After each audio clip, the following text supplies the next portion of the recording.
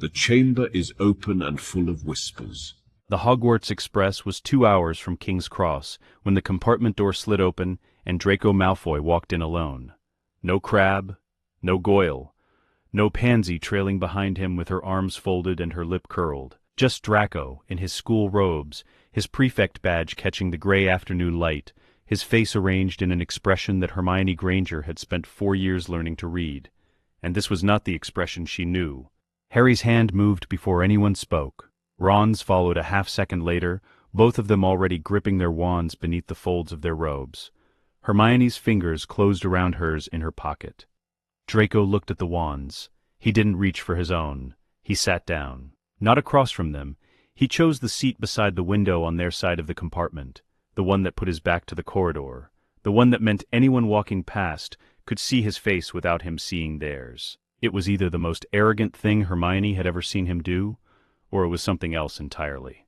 And the fact that she was already separating those two possibilities told her something about the state of her own instincts that she immediately filed away to examine later. "Malfoy," Harry said, the word landing like a question with all the warmth of a closed door. Draco did not look at Harry. He looked at Hermione. "My father came home last night," he said. The compartment was very quiet. Outside, the countryside scrolled past in shades of gray and green, the sky low and bruised with the kind of summer rain that never quite arrived. Hermione did not move. She was watching the specific stillness in his jaw, the way he was holding himself, and she was thinking, already involuntarily against her own better judgment, that the boy in front of her had rehearsed this. Not the words, the posture. He had practiced sitting like someone who was not afraid. "I heard things," Draco continued, "and I'm going to tell you one thing, and then I'm leaving, and you're going to decide what to do with it." "You're going to tell us one thing," Ron repeated, his voice rising at the end in a way that indicated he was already constructing his objection. "Yes, and we're just supposed to. You're supposed to listen." Draco's voice didn't rise. That was the thing about it, Hermione noted.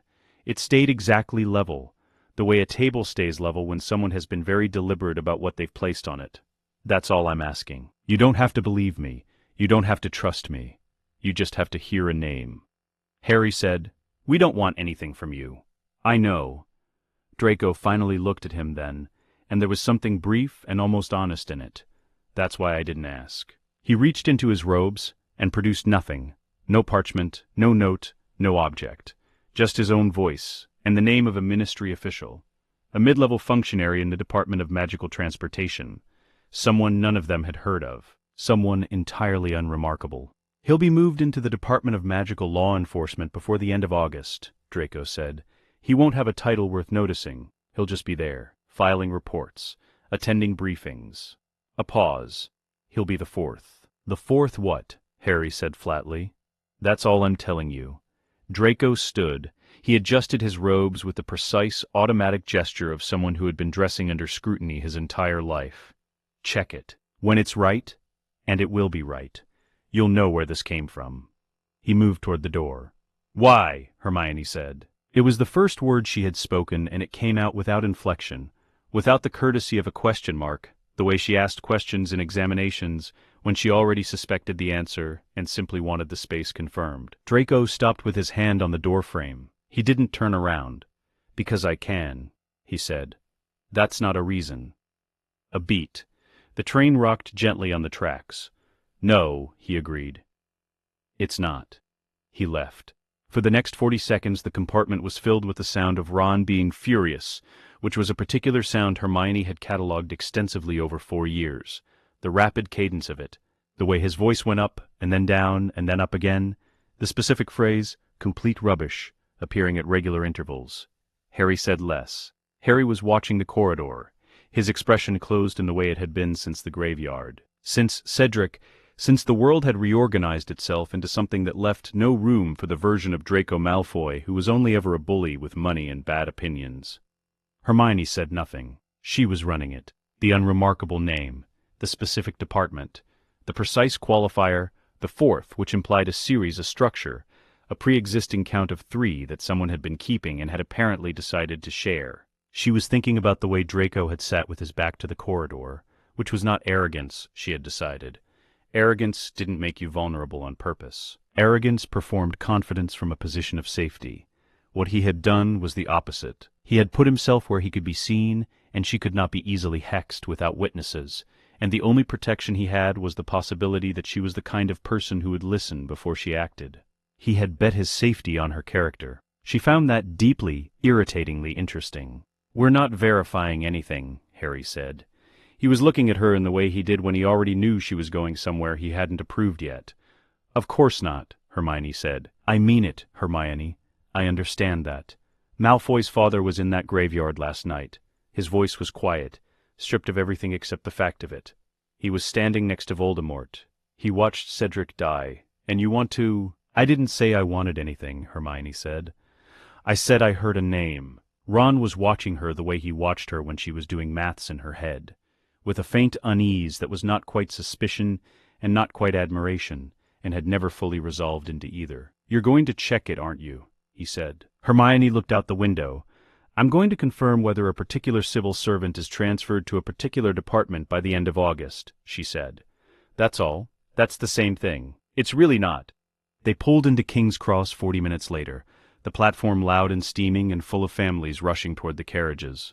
Hermione let Harry and Ron go ahead to find a trolley. She told them she'd forgotten something in the overhead rack. She had not forgotten anything. She stood in the corridor and watched through the glass as the other compartments emptied. Draco's compartment was 4 doors down. She had checked from the corridor because she was thorough. Crabbe and Goyle were in the one after that, which meant he had sent them there, which meant the absence of his audience was not an accident. He had arranged to be alone for this. He had spent the last 2 hours of the school year sitting 4 doors down from Harry Potter's compartment, with no reinforcements, by choice. She watched him through the glass. His back was to her. He was sitting the way she had observed him sitting in examinations, very straight, very still, the particular posture of someone who had learned to perform composure, so young that it had become indistinguishable from the real thing. He wasn't reading, he wasn't doing anything. He was just sitting, watching the platform arrive, and the gray light from the window made the side of his face look like something carved from a material that had been asked to be colder than it was. The train stopped. In the final moment before the brakes fully engaged, Draco reached up and pressed his left palm flat against the window. Not toward her. He couldn't see her. It was directed at nothing, at the glass, at the station outside, at whatever he was looking at beyond the platform crowd. His hand pressed flat, palm down, and held there for 3 full seconds. Just pressure against cold glass. Just a pause, as if he was trying to leave an impression before the moment closed. Then his hand dropped. Hermione stood very still in the corridor. The name was already organized in her memory under 3 separate categories: verifiable, cross-referenced, filed. She had done this without deciding to, the way she had learned irregular verb conjugations at 7, and the entire periodic table at 9, and the precise wand movements for a switching spell at 11, not because someone asked her to, but because her mind treated information the same way it treated everything, as something that existed to be understood, to be used, to be held onto until it revealed what it was for. She filed the name. She told herself it was because it might be evidence. She did not examine what she would do if it turned out to be right. The study was the safest room in Malfoy Manor and the most dangerous place Draco had ever been. He understood this as a structural fact by the 2nd week of July. His father's study occupied the East Wing's 1st floor, separated from the main corridor by 2 locked doors, one with a standard Alohomora-proof enchantment, one with a bloodlock that recognized only Lucius, and by extension of the Malfoy bloodline, Draco. This was not an invitation. It was an architectural accident. Lucius had installed the bloodlock decades ago for the convenience of not needing to carry a key, and the consequence was that his 16-year-old son could walk through both doors at any hour without leaving a trace. Draco had discovered this in the 2nd week of June, the year he was 12, when he had gone looking for a reference text for a summer essay, and found, behind the 2nd door, a room that did not match the pretensions of the rest of the manor. There were no portraits in the study, no decorative silver, no curated display of the family's aesthetic self-regard. There was a desk, a lamp, 4 walls of shelves, and on those shelves, organized with the specific precision of a man who trusted no one with what the contents meant, the actual architecture of the Malfoy family's power. In the summer of 1991, Draco had not understood what he was looking at. In the summer of 1995, he understood it completely. The manor filled up in the second week of July. They came at odd hours, arriving by flu and by apparition, and, twice, by methods Draco didn't recognize, sudden presences in the entrance hall that the wards admitted without announcement. They were not the people his father had entertained before the Dark Lord's fall. Those guests had been ministry officials with good tailoring and careful smiles, and the particular social fluency of men who understood that power was performed as much as it was held. These visitors were something else. They moved through the house with the quiet certainty of people who had recently been reminded that certainty was all they had. Draco sat at every meal his father required him to attend. He sat straight, and he spoke when spoken to, and he demonstrated the appropriate reverence for the cause, which in practice meant a particular arrangement of his face that communicated receptive pride without anything that could be read as independent thought. He had learned this expression at approximately the same age he had learned to ride a broom. It was, in its way, an equal technical achievement. He spent every available hour that was not accounted for by meals and mandatory appearances in his father's study. The memory transcription charm was on page 412 of a gray magic archive text that had no title on its spine, just a Malfoy crest pressed into the leather in silver. The ink so old it had gone the color of old bone. Draco had found it in March of his third year, and read it with the methodical attention he applied to anything that might eventually be useful, which was everything. The charm allowed the caster to read a document, hold its contents in working memory, and then imprint those contents onto blank parchment with perfect accuracy, precise to the word, to the punctuation mark, to the specific layout of the original. No documents left the study. The charm left no magical residue on the originals. The copies, when complete, looked precisely as they should, handwritten, the ink slightly different in weight and character from the original, because they were coming from memory and not from a quill touching paper directly. But accurate. Completely, verifiably accurate. He divided what he took into 3 categories. Personnel first. Who was being recruited, from which families, through which chains of obligation and threat. He was thorough. He included the ones his father mentioned only obliquely, the names that appeared once in correspondence and were not repeated, because in his experience the names that weren't repeated were the ones that mattered most. Logistics second. Planned operations for the coming school year. Ministry positions being targeted for infiltration. Specific departments, he copied the memo about the Department of Magical Law Enforcement twice, because the name he had given Hermione Granger on the Hogwarts Express appeared in it 3 separate times, and he found that he wanted the weight of that confirmation somewhere outside his own head. Objects, third. He was not sure yet what he was looking for in this category. His father's correspondence contained references to objects in terms that were deliberate in their vagueness. Items of significance, objects requiring secure housing, artifacts requiring particular handling. He copied everything. He told himself it was thoroughness. He did not yet have the vocabulary for what he was actually tracking. The relay had taken him 4 days to build. He had taken the night bus to Muggle London on a Thursday, using a glamour charm he had refined from a text in the private archive. Not the crude surface-level glamours taught in third-year transfiguration, but a flesh-layer illusion that altered bone structure rather than just coloring, the kind that held under direct scrutiny and didn't register on standard detection spells. He had been, for approximately 6 hours, a brown-haired 17-year-old in Muggle clothing, standing in a Muggle post office in Holborn, filling out a form for a postal box in the name of a person who did not exist. The woman behind the counter had asked if he wanted to pay monthly or annually. He had paid annually. He had, until that moment, never held Muggle money.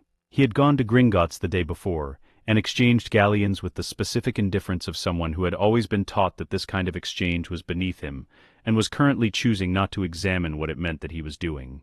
Anyway. The relay ran through 2 intermediate addresses, one in Edinburgh, one through a wizarding postal service in Diagon Alley that processed packages without recording sender information, for a fee. At the end of it, an unmarked package arrived at a post office box in Oxford that Draco had addressed, in the same Muggle post office, to H. Granger. He included a note with each package. He told himself the notes were necessary context, that the intelligence required framing, that she needed to understand, for each delivery, where the information had come from, and how to weight its reliability. He told himself this with the same precision he applied to everything, and he did not examine whether it was true. The first note said, "The name I gave you on the train will have been confirmed by now." The second said, "The attached list is incomplete. I'll have the rest by Thursday." The fourth said, "My father asked me today why I seemed distracted. I told him I was studying for OWLs. He seemed satisfied. He believes I study the dark arts." The fifth note, written the week before term, said, "I don't know what to do with what I'm becoming." He sent it before he could reconsider. He spent 2 days considering whether he had made a catastrophic error. He did not send a retraction. He did not know how. The night of the blood vow was the 13th of July. He had found the ritual in the same archive text as the transcription charm, 6 pages after it, as though the compiler had understood that a person learning to copy documents in secret might eventually need something more permanent than copies. The text described it precisely and without sentiment, a binding of intent, not action. A declaration of magical priority, entered into alone, requiring only blood and a named anchor and the will to mean it. He read it 4 times. He put the book down. He picked it up again. The Malfoy silver knife was in the desk drawer, the one with the serpent handle, the one his grandfather had used for the same category of working before the practice had been reclassified under the 1945 Magical Regulation Amendments as gray spectrum but not prohibited. Draco took it out. He sat at the desk with the genealogical text open in front of him, the one that contained the blood anchor formula, the specific language required to name the protected person in terms the magic would recognize as precise. Hermione Jean Granger. He wrote the name on the parchment in his own blood before the cut had properly closed, the letters pressing into the page with the specific darkness of ink that knows it is being asked to mean something permanent. He spoke the formula aloud, quietly, because the manor was never fully silent, and there were things in the walls of this house that listened. He pressed his palm flat against the name on the parchment. The magic moved through him like a door closing. Not a dramatic door, not a door thrown shut in anger, a door closed by someone who had made a decision and wanted it recorded.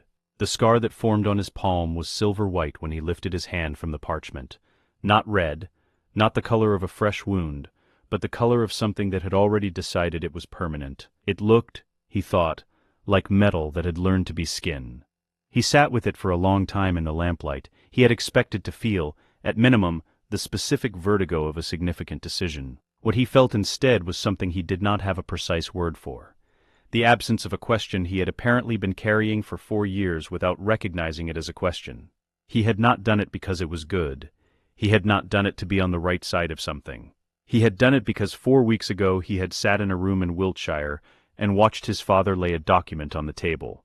A list, written in the clean administrative language of people who have decided to be procedural about what they are planning, and had seen her name in the category that meant she was scheduled to stop existing. And something in him had said, with a clarity that had nothing to do with virtue, no, just that, just no, the way you say no to a physical fact, the way your hand pulls back from fire. He blew out the lamp. He went to bed. He slept without dreaming, which was unusual. The dinner at the end of August was a Wednesday. The table was set for 3, which meant Lucius was not expecting additional guests, which meant this was a family matter presented in the format of a meal. Draco recognized the structure. He had eaten enough of these dinners to know that the food was not the point. "There are certain postal irregularities," Lucius said, "between the soup and the main course," in the voice he used when he wanted something to sound like an observation, rather than an accusation. "Connected to an address in London that I do not recognize." Draco looked up from his bowl. He arranged his face. "A contact in Slytherin," he said. "Zabini uses a Muggle relay for sourcing rare potion ingredients. The suppliers don't accept Owl Post. I've been using the same address for a flobberworm-based reagent. I've been sourcing for extra credit work." Lucius looked at him for 7 seconds. Draco counted. His father had a particular rhythm to his scrutiny. He applied exactly as much of it as the situation warranted, and then precisely stopped because efficiency was its own kind of power. "Extra credit," Lucius repeated, "for potions. Professor Snape indicated there were advanced applications I might benefit from pursuing independently." Another 3 seconds. Then Lucius lifted his fork and returned to his meal, and the matter was apparently settled, and Draco breathed through his nose and tasted nothing of the food for the rest of the course. At the end of the table, Narcissa reached for the teapot. She poured Draco's cup without being asked. She did not look at him while she did it. She set the pot down. She returned to her own meal. It was the only confirmation he needed. He drank the tea. It was the right temperature. It had always been the right temperature of things for the people she loved since before Draco could remember. Quietly, without acknowledgement, as though warmth delivered without announcement was the only kind she trusted to last. He thought about a note he had written the week before. I don't know what to do with what I'm becoming. He thought about the silver scar on his palm, beneath his glove, pressing against the table's edge. North, it said. Still north. He finished his tea. The inquisitorial squad met every Tuesday at 6 in the morning in Umbridge's office, which smelled of rosewater and something older underneath it. Parchment, perhaps, or the specific staleness of a room where authority had been performed so many times that it had soaked into the walls.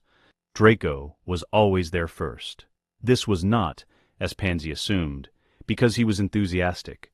It was because arriving first meant 4 unobserved minutes in the corridor outside Umbridge's office, long enough to read the patrol schedule pinned inside the door, when it stood ajar, long enough to note which names appeared on the internal correspondence stacked on the desk's corner, long enough to memorize the floor plan of an investigation that changed weekly, as Umbridge's suspicions shifted and narrowed, and occasionally in the way of suspicious people who have not yet found what they are looking for, expanded suddenly in the wrong direction.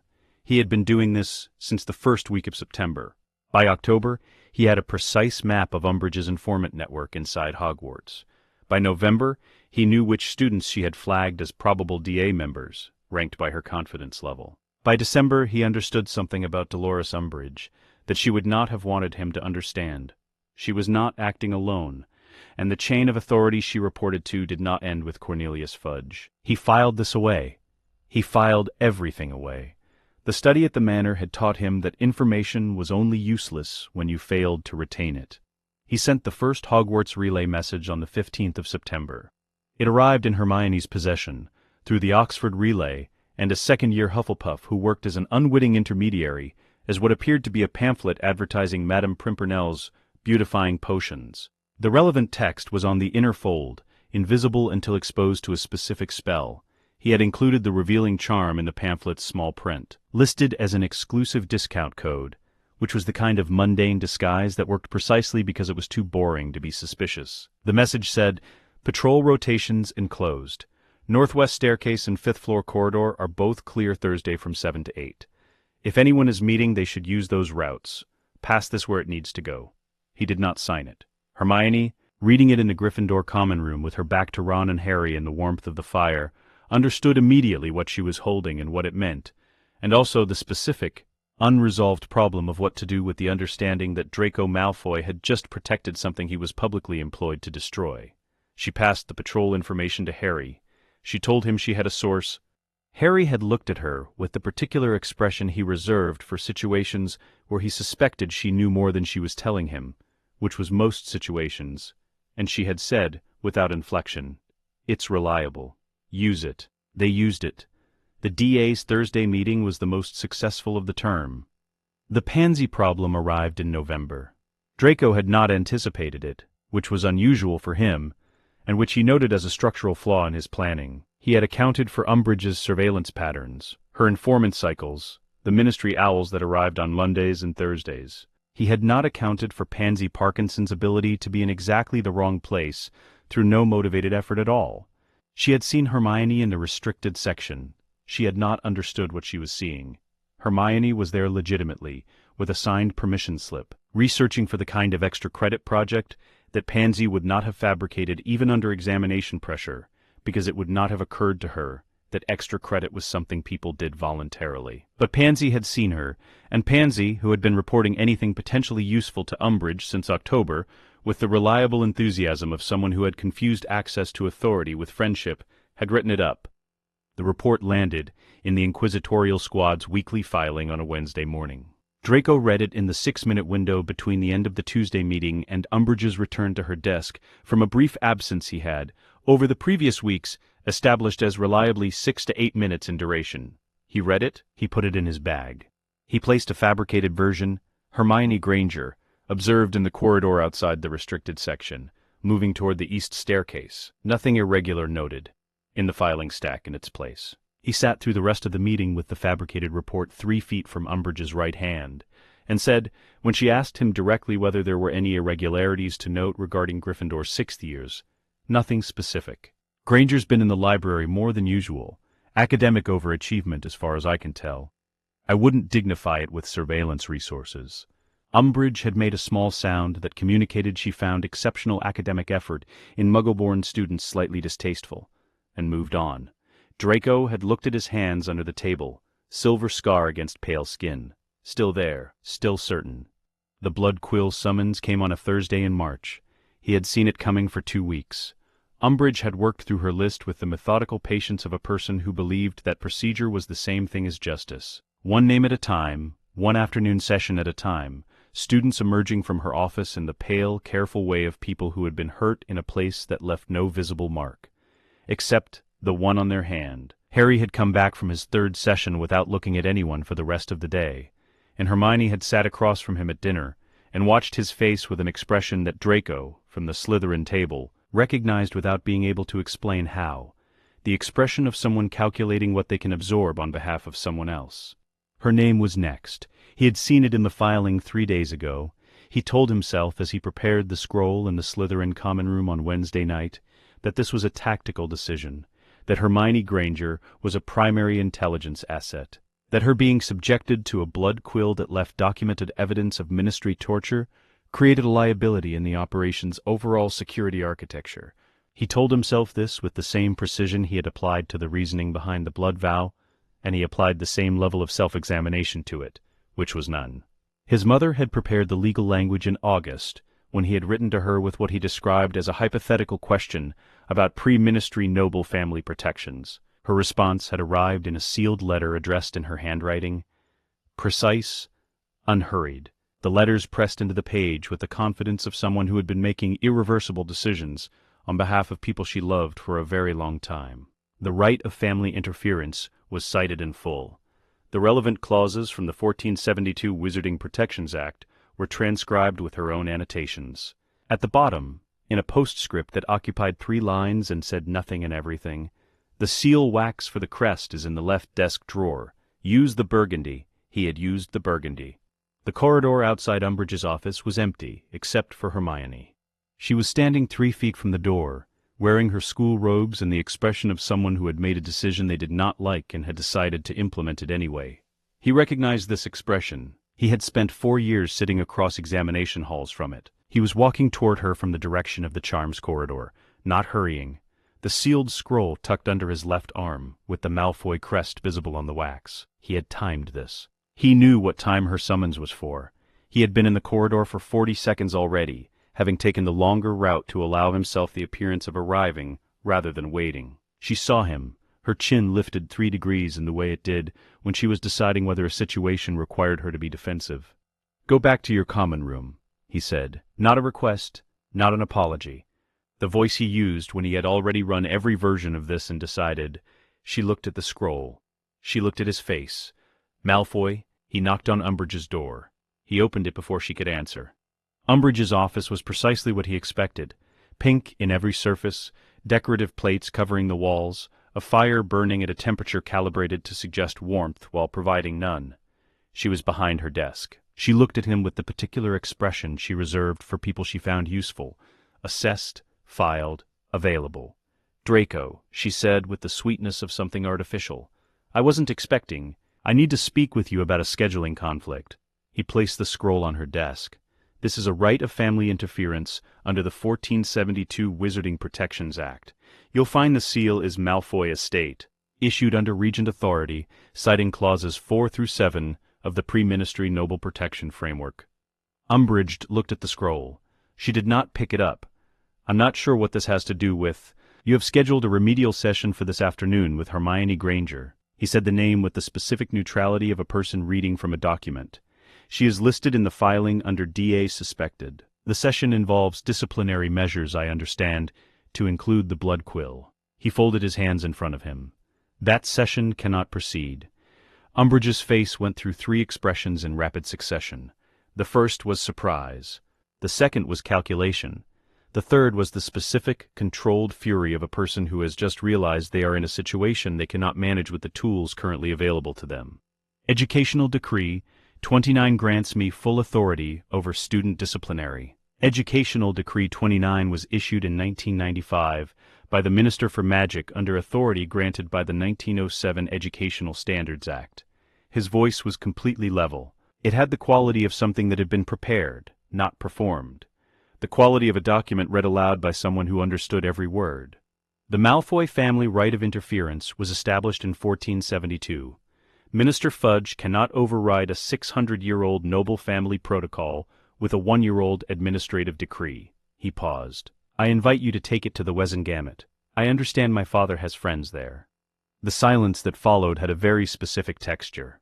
Umbridge understood, in it, exactly two things simultaneously. The first was that the scroll was legally sound. She could see enough of its language to know it had been prepared by someone who knew what they were doing, and the Malfoy name attached to it carried a weight she could not dismiss without consequences. She was not equipped to manage. The second was the thing she could not say, could not report, could not bring to anyone's attention, without detonating her own position in the only two power structures that currently mattered.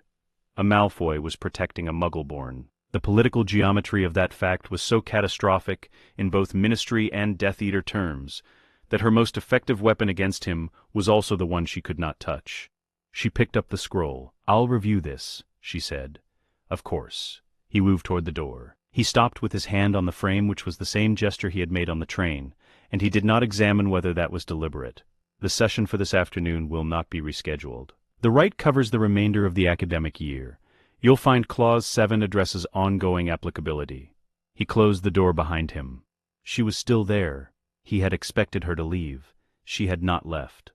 She was standing in the corridor, with her arms at her sides and an expression he had not catalogued yet.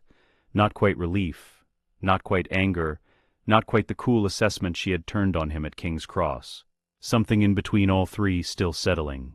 You protected me in there, she said. Not a question. An assessment, exactly as he had known it would be. I moved a piece on a board, he said. Don't make it sentimental. I don't. A beat. I checked everything you sent me over the summer, every single item. It was all accurate. He said nothing. The corridor was empty. Somewhere below them, Hogwarts went about its afternoon. The distant percussion of a class changing. A door opening somewhere on the floor below. The specific ambient sound of a castle that had been absorbing human noise for 1,000 years and had learned not to distinguish one kind from another. Thank you, Hermione said. The words were precise and deliberate, and cost her something, and he could hear the cost in the way it came out. Not reluctant, but weighted. The way you say thank you when the alternative was never going to be an option, and you know it and you say it anyway, because some things deserve to be said even when they're already understood. He left without answering. The corridor was empty at the east end, where it turned toward the staircase. He walked until the turn, and then he stopped, and he pressed his left palm flat against the stone wall. Cold, old, indifferent, the way this castle's walls were always indifferent, and he let out a breath that had been somewhere in his chest since the 13th of July. The scar was warm against the stone. It was always warm. He had noticed this in August and had not had a framework for it, and still did not, except that warmth without a source was the definition of something that had decided it was permanent. He straightened, he adjusted his robes, he walked to potions. He did not look back. The restricted section at midnight had a particular quality of silence that the rest of the Hogwarts library did not. It was not the absence of sound.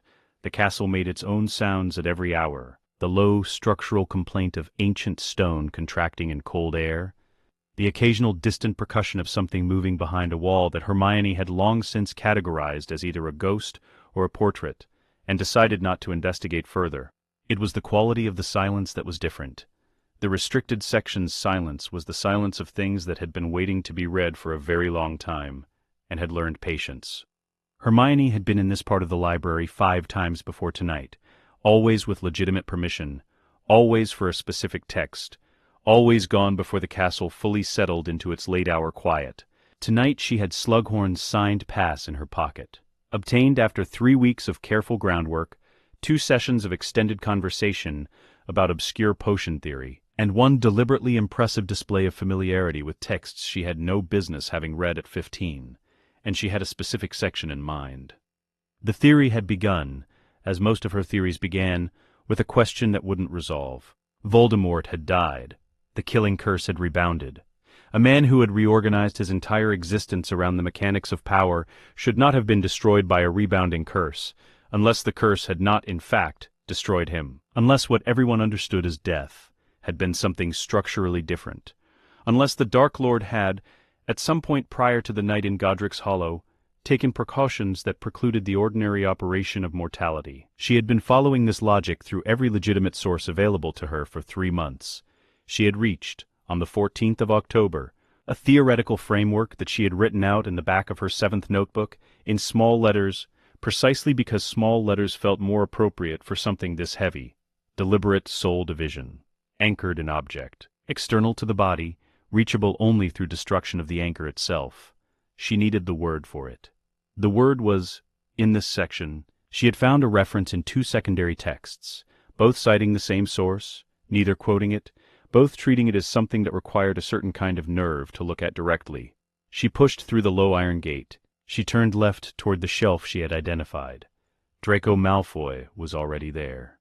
He was at the far end of the restricted section's only reading table, positioned with his back to the wall and 2 books open in front of him, one that she recognized as a restricted section text, one that she did not recognize at all. The unfamiliar one was older than anything she had seen outside a museum. Its cover was plain, dark, the leather worn at the corners into something that looked almost soft.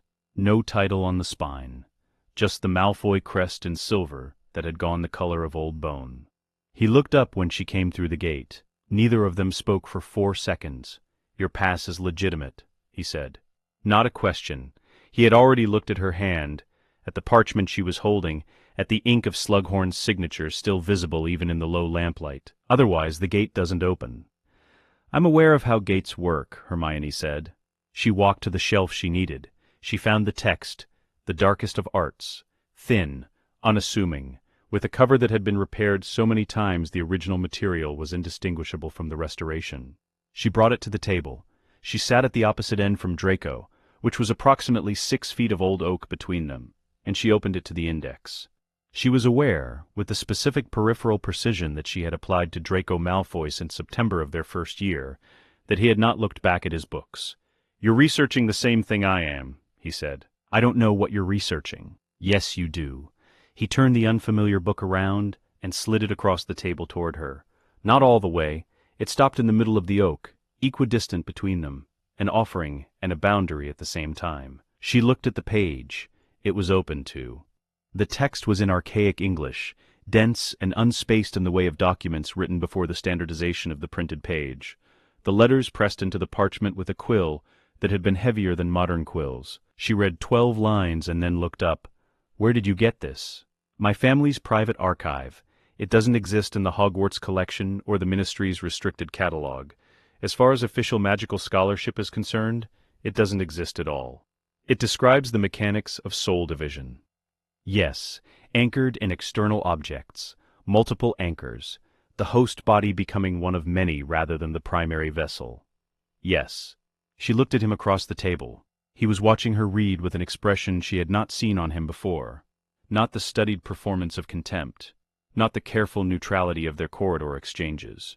Something stripped. Something that looked, if she had been forced to name it, like relief so profound it had worn the face of exhaustion. "You've been carrying this alone," she said. I'm not offering sympathy, I'm identifying a tactical deficiency."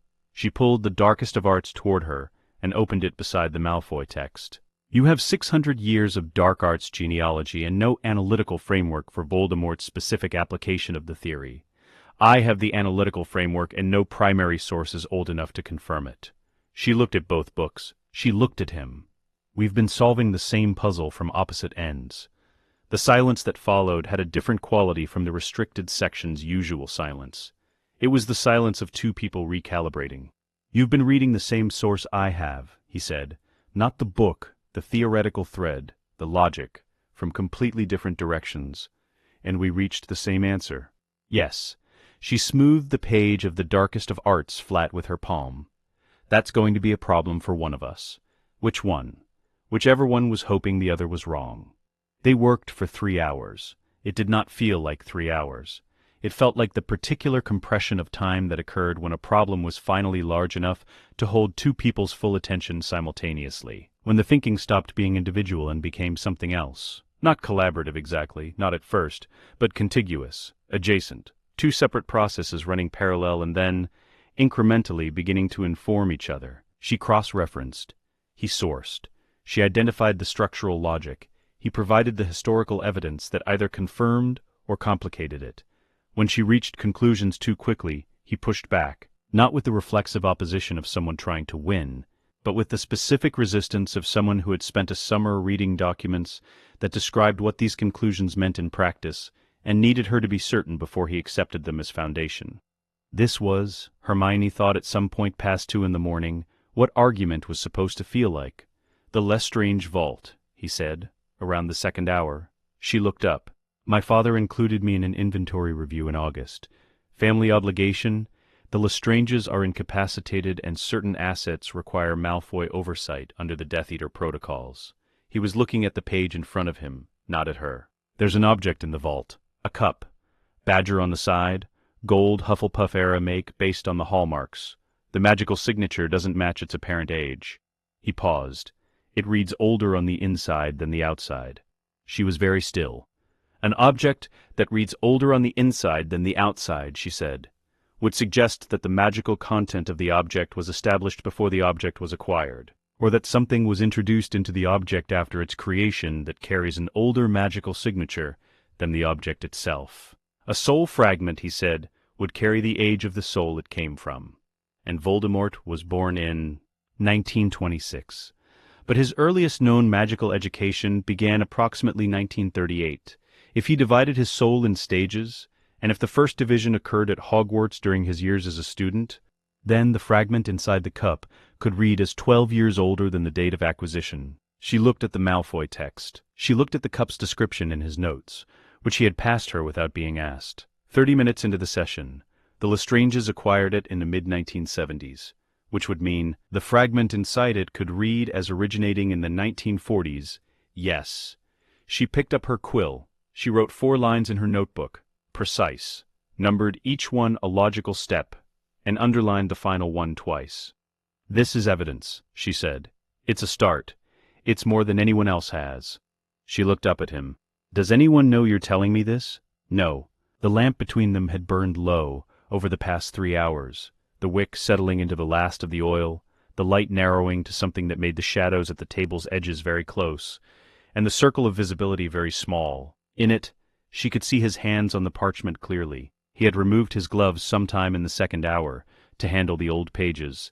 The Malfoy text required bare skin contact to remain open on a specific passage. A gray magic binding she had observed and filed away for later, and his hands were visible on the table.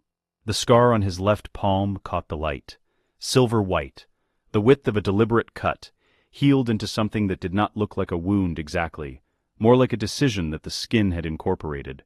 She had noticed it in October, the first time she had seen him without gloves in 3 years. And she had not asked because she had been in the middle of cross-referencing a footnote, and the question had arrived too late for the moment. Now the moment was available. "What is that?" she said. He followed her gaze. He did not pull his hand away, which she noted. "A choice I made," he said. "What kind of choice?"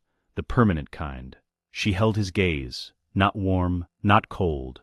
She was applying the same analysis she applied to everything, reading the available information against what it implied, mapping the shape of what wasn't being said against the shape of what was.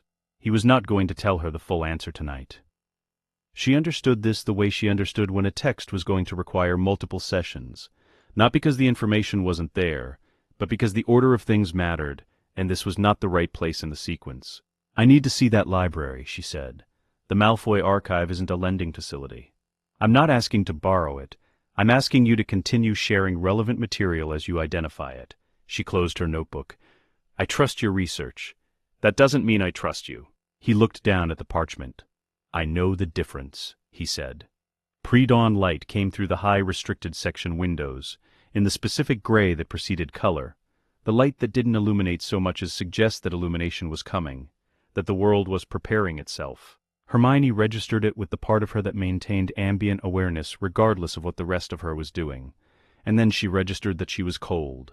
And then she registered that she had fallen asleep over her notes at some point in the last hour. She lifted her head. Her notes were beneath her forearm, the last few lines of writing slightly smeared where her sleeve had pressed against fresh ink. Across the table, Draco was asleep, entirely, genuinely asleep, in the specific graceless way of people who had stopped performing unconsciousness and allowed it to actually happen. His head rested on his folded arms. The careful architecture of his expression was gone. What was underneath it was a face that was 16 years old, and nothing more. His left hand was open on the table beside the Malfoy text. The silver scar was visible in the gray morning light. It looked, she thought, like something that had already decided it was permanent, had also decided it was warm. She pulled her notes toward her. She uncapped her quill. She began transcribing the critical sections from the Malfoy text onto fresh parchment, working quietly and precisely in the early light. Her handwriting smaller than usual, because she had less space than she would have liked, and there was a great deal to record. She did not tell herself this was nothing. She filed it under complications, a category she had created in year 3 for situations that required ongoing monitoring without immediate resolution. And she kept writing until the light came fully through the windows and the castle began, around her, to wake. The letter arrived on a Tuesday in late July, delivered not by owl, but by hand. One of Voldemort's personal couriers, a silent wizard in gray robes who appeared in the manor's entrance hall at 7 in the morning and spoke 4 words to Lucius before vanishing. Draco heard it from the first-floor landing.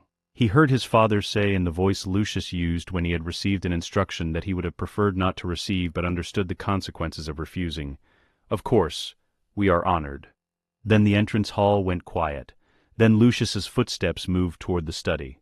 Then the study door closed. Draco stood on the landing for a long moment. Outside, the Wiltshire morning was pale and clear, the kind of summer morning that had no opinion about what was happening inside the houses beneath it. He looked at his left palm. The silver scar sat in the light, warm against his skin, the same temperature it had been since July of last year, which was the temperature of something that had decided what it was. He went downstairs. He did not go to the study. He went to his mother. Narcissa was in the conservatory, the small private one off the east corridor that the family used for nothing formal. No guests were received here, no meetings held, no negotiations conducted. It had 3 chairs, and a great deal of light, and a view of the gardens that Narcissa maintained herself, without magic, in the precise and patient way she maintained most things that mattered to her. She was standing at the window when he came in. She did not turn around. "You already know," he said. "Your father received the letter last night," she said. "He didn't tell me what it said. He didn't need to." She paused. "The assignment is confirmed, then." Dumbledore. And the other thing. He sat down in the nearest chair. The light came through the conservatory glass in long-angled strips and landed on the floor between them. Outside, the gardens were very green and very still. "The other thing," he said, "is a problem." Narcissa turned from the window. She was wearing gray, the particular gray she wore when she was not performing Malfoy wife, and was simply being herself, which was, as Draco had always understood, a more dangerous person. She looked at him with her gray eyes, which were his gray eyes, and she was already thinking several moves ahead. He could see it in the set of her jaw. "Show me the scar," she said. He held out his left palm. She crossed the room and took his hand in both of hers. She examined the scar the way she examined everything that required careful handling, completely without flinching, her thumbs tracing the edges of it, with the attention of someone who needed to understand the full structure before she decided what to do with it. "Blood vow of protection," she said. "Yes. Bound to a named person. Yes." She released his hand. She did not ask who. She had known since August of last year, and Draco had known that she had known. And neither of them had addressed it directly, because this family had always communicated the most important things through the precise management of what they did not say. The dark mark, Narcissa said, would register as a betrayal of the named person. The vow would respond. She said this the way she said everything she had already worked out completely. As a statement of fact that required confirmation, not discovery. The consequences would be immediate, possibly fatal. I know. Then taking the mark is not an option. That's not how the Dark Lord sees it. No. She returned to the window. She was quiet for a long time, long enough that the light in the conservatory shifted by a degree or two, and the gardens outside went from still to very slightly moving in a wind that had come from somewhere. "There is something in the archive," she said. "Third floor, east shelving, between the Glamour Compendium and the Ward construction texts. Your grandfather used it twice, once in 1942, once in 1944. He had reasons that I won't explain now, and that you don't need to know." She paused. "It's called a glamour seal. It's not a surface charm. It operates at the level of flesh, replicating the magical signature of the targeted enchantment without carrying its actual binding." Draco looked at her back. "It would fool a detection spell," he said. "It would fool a Legilemens conducting a surface scan. It would fool the sympathetic bond check that a fellow marked Death Eater might run to confirm shared allegiance." She turned back to him. "It would not fool a direct Legilemens penetrating full occlumency, which means you would need to ensure that no one with that capability ever has reason to look. My occlumency is— I know what your occlumency is. I helped you build it." She said this without pride or warmth, as a structural observation. "It's sufficient. The question is whether you can sustain it across every interaction with every Death Eater who might check, across every meeting, every patrol, every moment for as long as this war continues." He thought about the summer he had spent in his father's study. He thought about 12 months of inquisitorial squad meetings, and Umbridge's office and patrol schedules memorized, and reports fabricated, and a relay system maintained without a single breach. He thought about the right of family interference scroll, prepared in his room with his mother's annotations, and delivered without his hand shaking. "Yes," he said. Narcissa looked at him for a long time. The gray eyes, the specific quality of her attention, which was the most complete attention he had ever been the subject of, and which had never once required him to be anything other than precisely what he was. "Tonight," she said, "before your father arranges the ceremony, the ritual takes 40 minutes and requires absolute quiet. Come to me at 11. She turned back to the gardens. "The Dumbledore assignment," Draco said. "We will discuss what to do about that in September. Mother." She was quiet. "The Dumbledore assignment isn't something I'm going to complete." She did not move. The gardens outside were still. The light was the same. "I know," she said. The ceremony was held 3 days later in the West Drawing Room. It was not a large gathering. 7 Death Eaters. Lucius. Voldemort himself. The room had been cleared of furniture, except for a single high-backed chair at the far end that Voldemort occupied, with the specific stillness of someone who did not need to perform authority, because authority was a fact of their presence in a room. He watched Draco approach with red eyes that were old in a way that had nothing to do with age, and everything to do with what had been done to get there. Draco presented his left arm. He had worn the glamour seal for 4 days.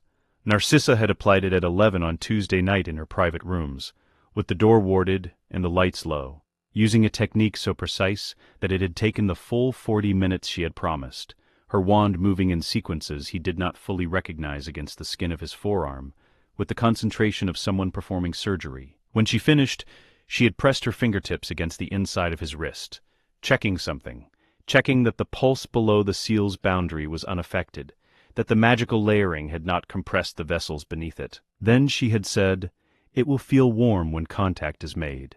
Let it." Voldemort's wand moved across his arm. The pattern of the dark mark traced itself in motion. The skull, the serpent, the specific sequence of dark magic that had been building in the room since the moment Voldemort entered it, heavy and cold and smelling of something that had no natural analog. The glamour seal responded to the contact exactly as his mother had designed it to, registering the mark's magical frequency, absorbing the pattern, producing against the surface of Draco's skin the visible brand, black, complete, exact. Draco felt it the way his mother had described, warm, a pressure that was not quite pain, not quite heat, more like the sensation of something being recorded. His occlumency was as flat and featureless as frozen water.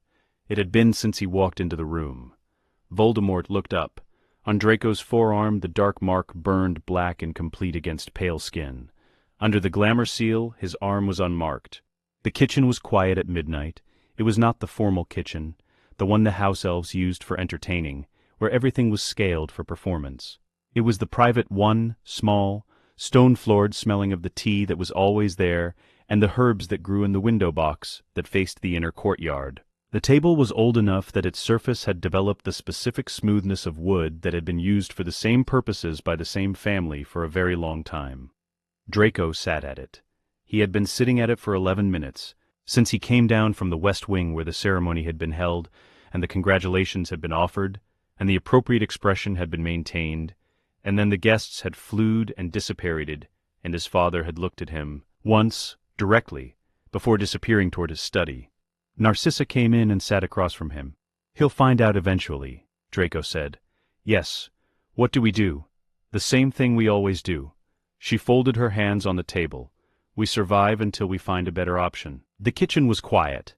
Outside the window, the Wiltshire night was the specific deep blue that came before black, the hour between midnight and the part of darkness that had given up pretending the morning was coming. He could hear the manor around them, the low structural sound of a house that had been holding its breath for 2 years. Then his mother said in a different register, not the strategic voice, not the voice that had walked him through the glamour seal ritual, something quieter and more direct.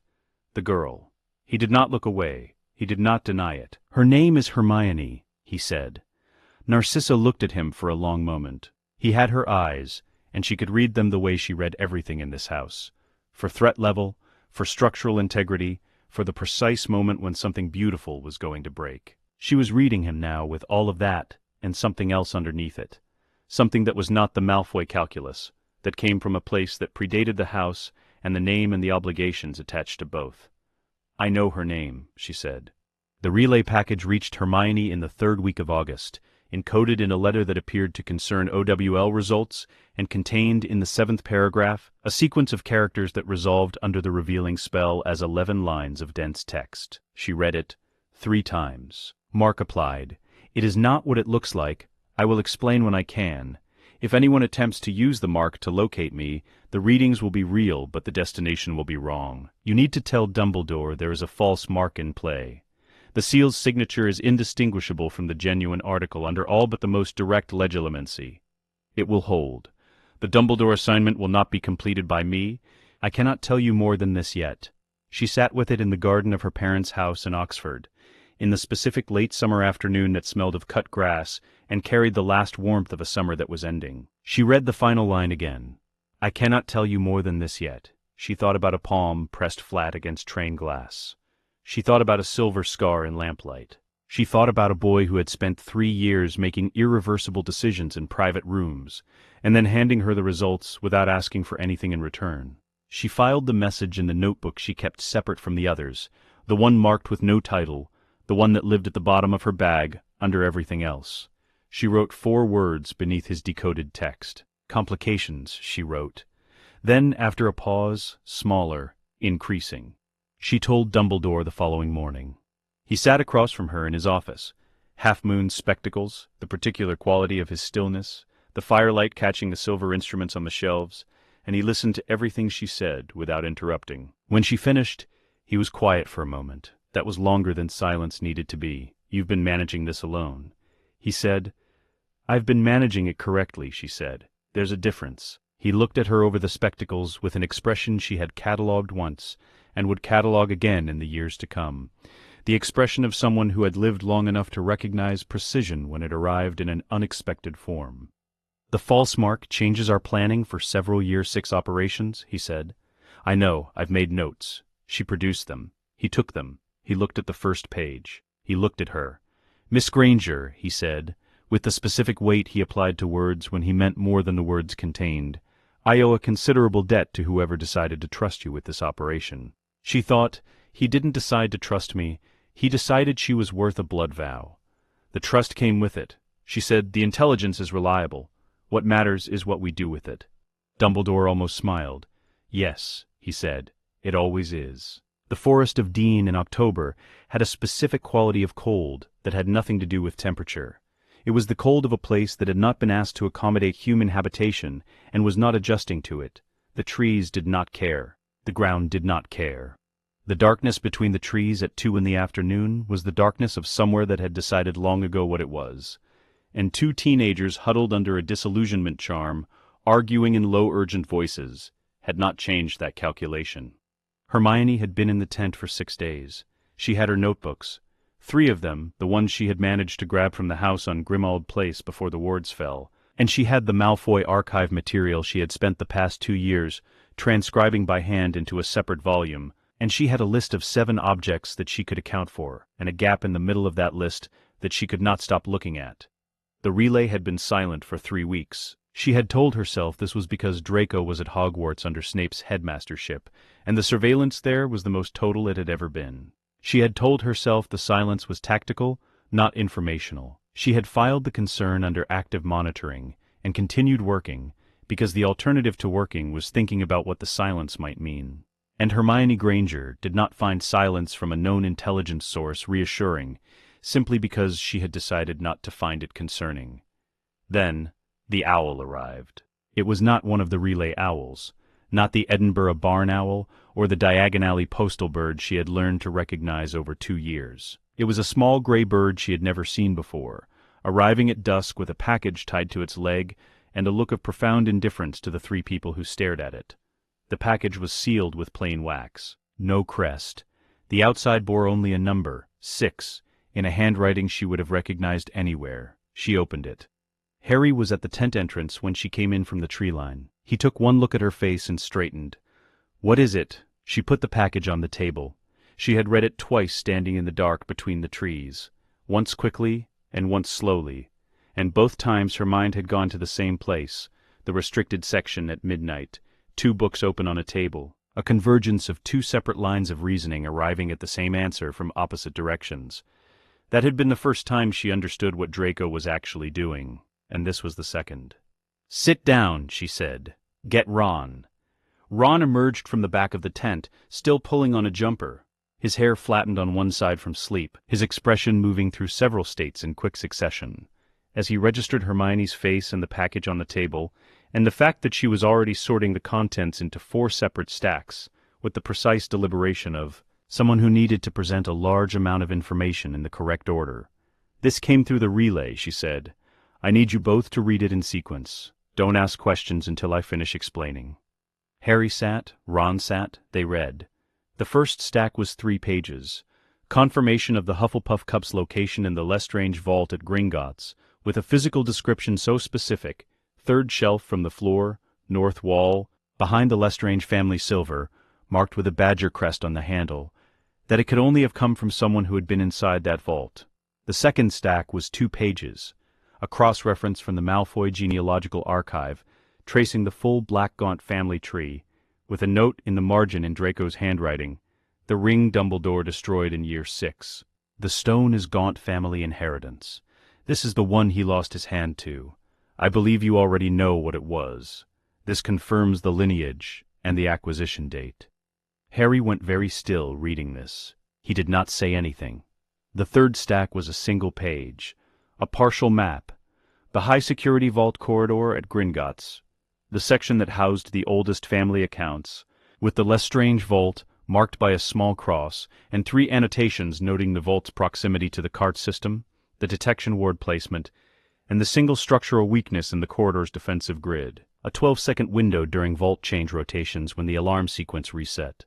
12 seconds. Ron said, "How does he know any of this?" "His family has maintained affiliated estate status with the Lestranges for 30 years, Hermione said. "Bellatrix is his aunt.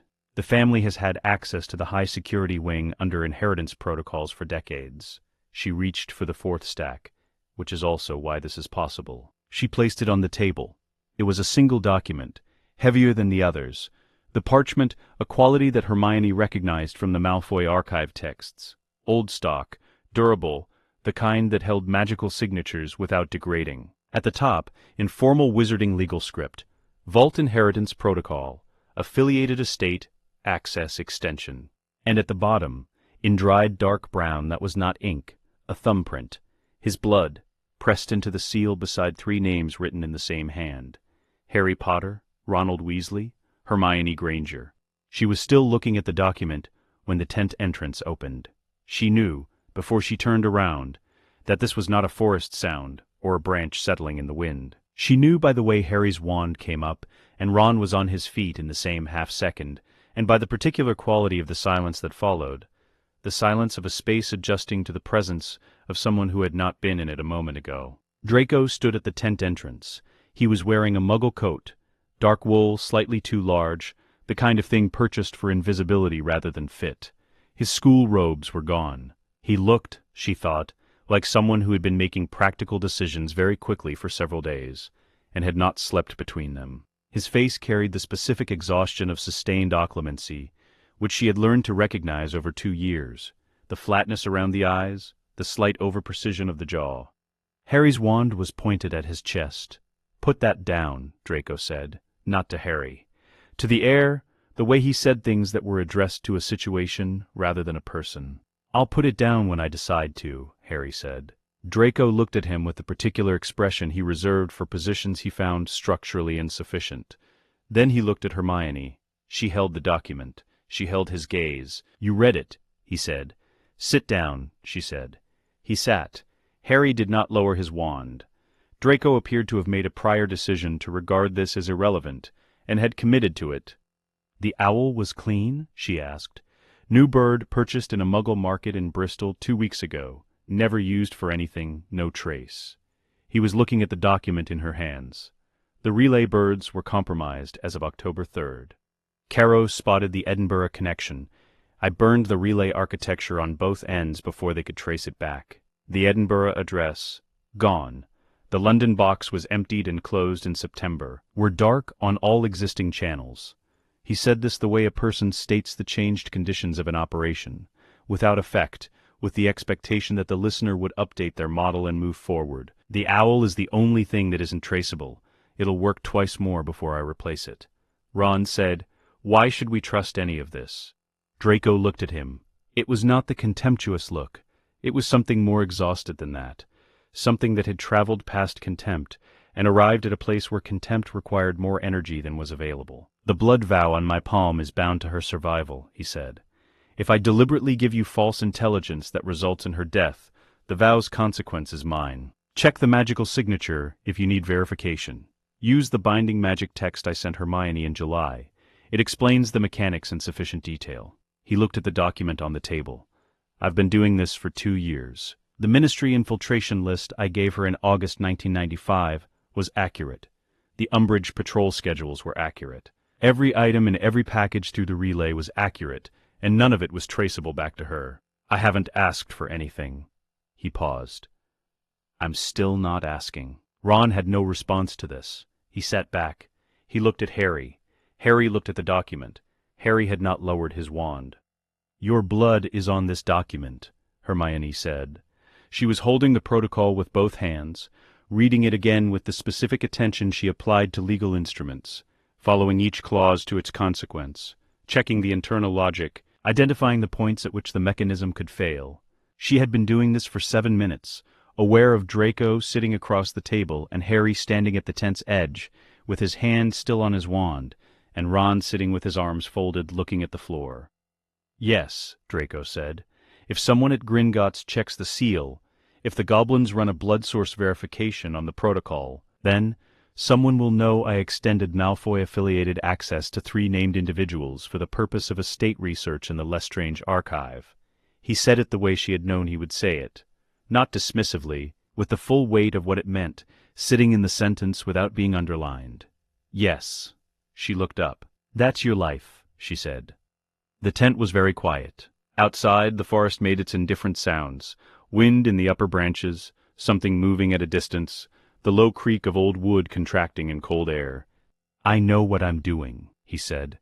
He was looking at her with gray eyes that were the same gray they had always been, the same gray as the conservatory light in a Wiltshire morning, and she was aware, with a clarity that she had been developing incrementally for 2 years, and had not fully named until this specific moment, that the architecture of distance she had been maintaining was not structural. It had never been structural.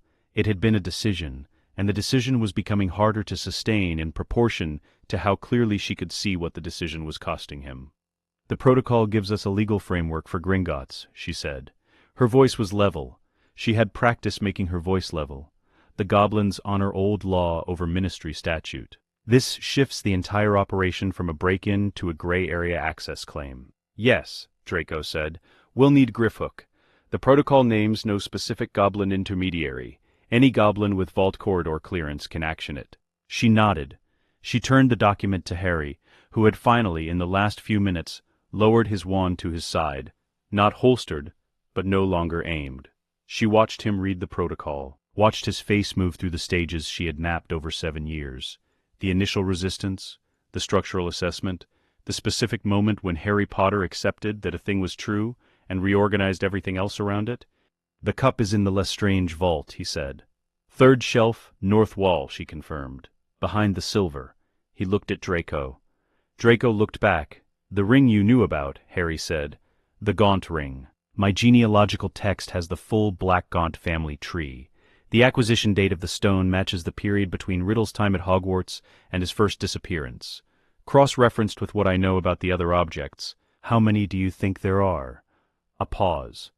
The question had an answer that Draco had arrived at on his own, in the Malfoy study over a summer of reading documents that described what the Dark Lord had done to himself in the name of never dying. And the answer sat in the room between them with the specific gravity of something no one had said aloud before. 7, Draco said. Or he intended 7. Whether he completed the sequence, he stopped. Something shifted in his expression. "There's a possibility I haven't been able to confirm. There's an object I believe he may have used that neither of you would have considered. I need more time before I name it." Harry looked at him for a long moment. How long? A month, maybe less. Harry looked at Hermione. She gave him nothing. No permission, no confirmation, just her own assessment returned to him, which was the way they had always communicated the things that didn't fit in words. He looked back at Draco. "A month," he said. Draco nodded once. Harry finally holstered his wand.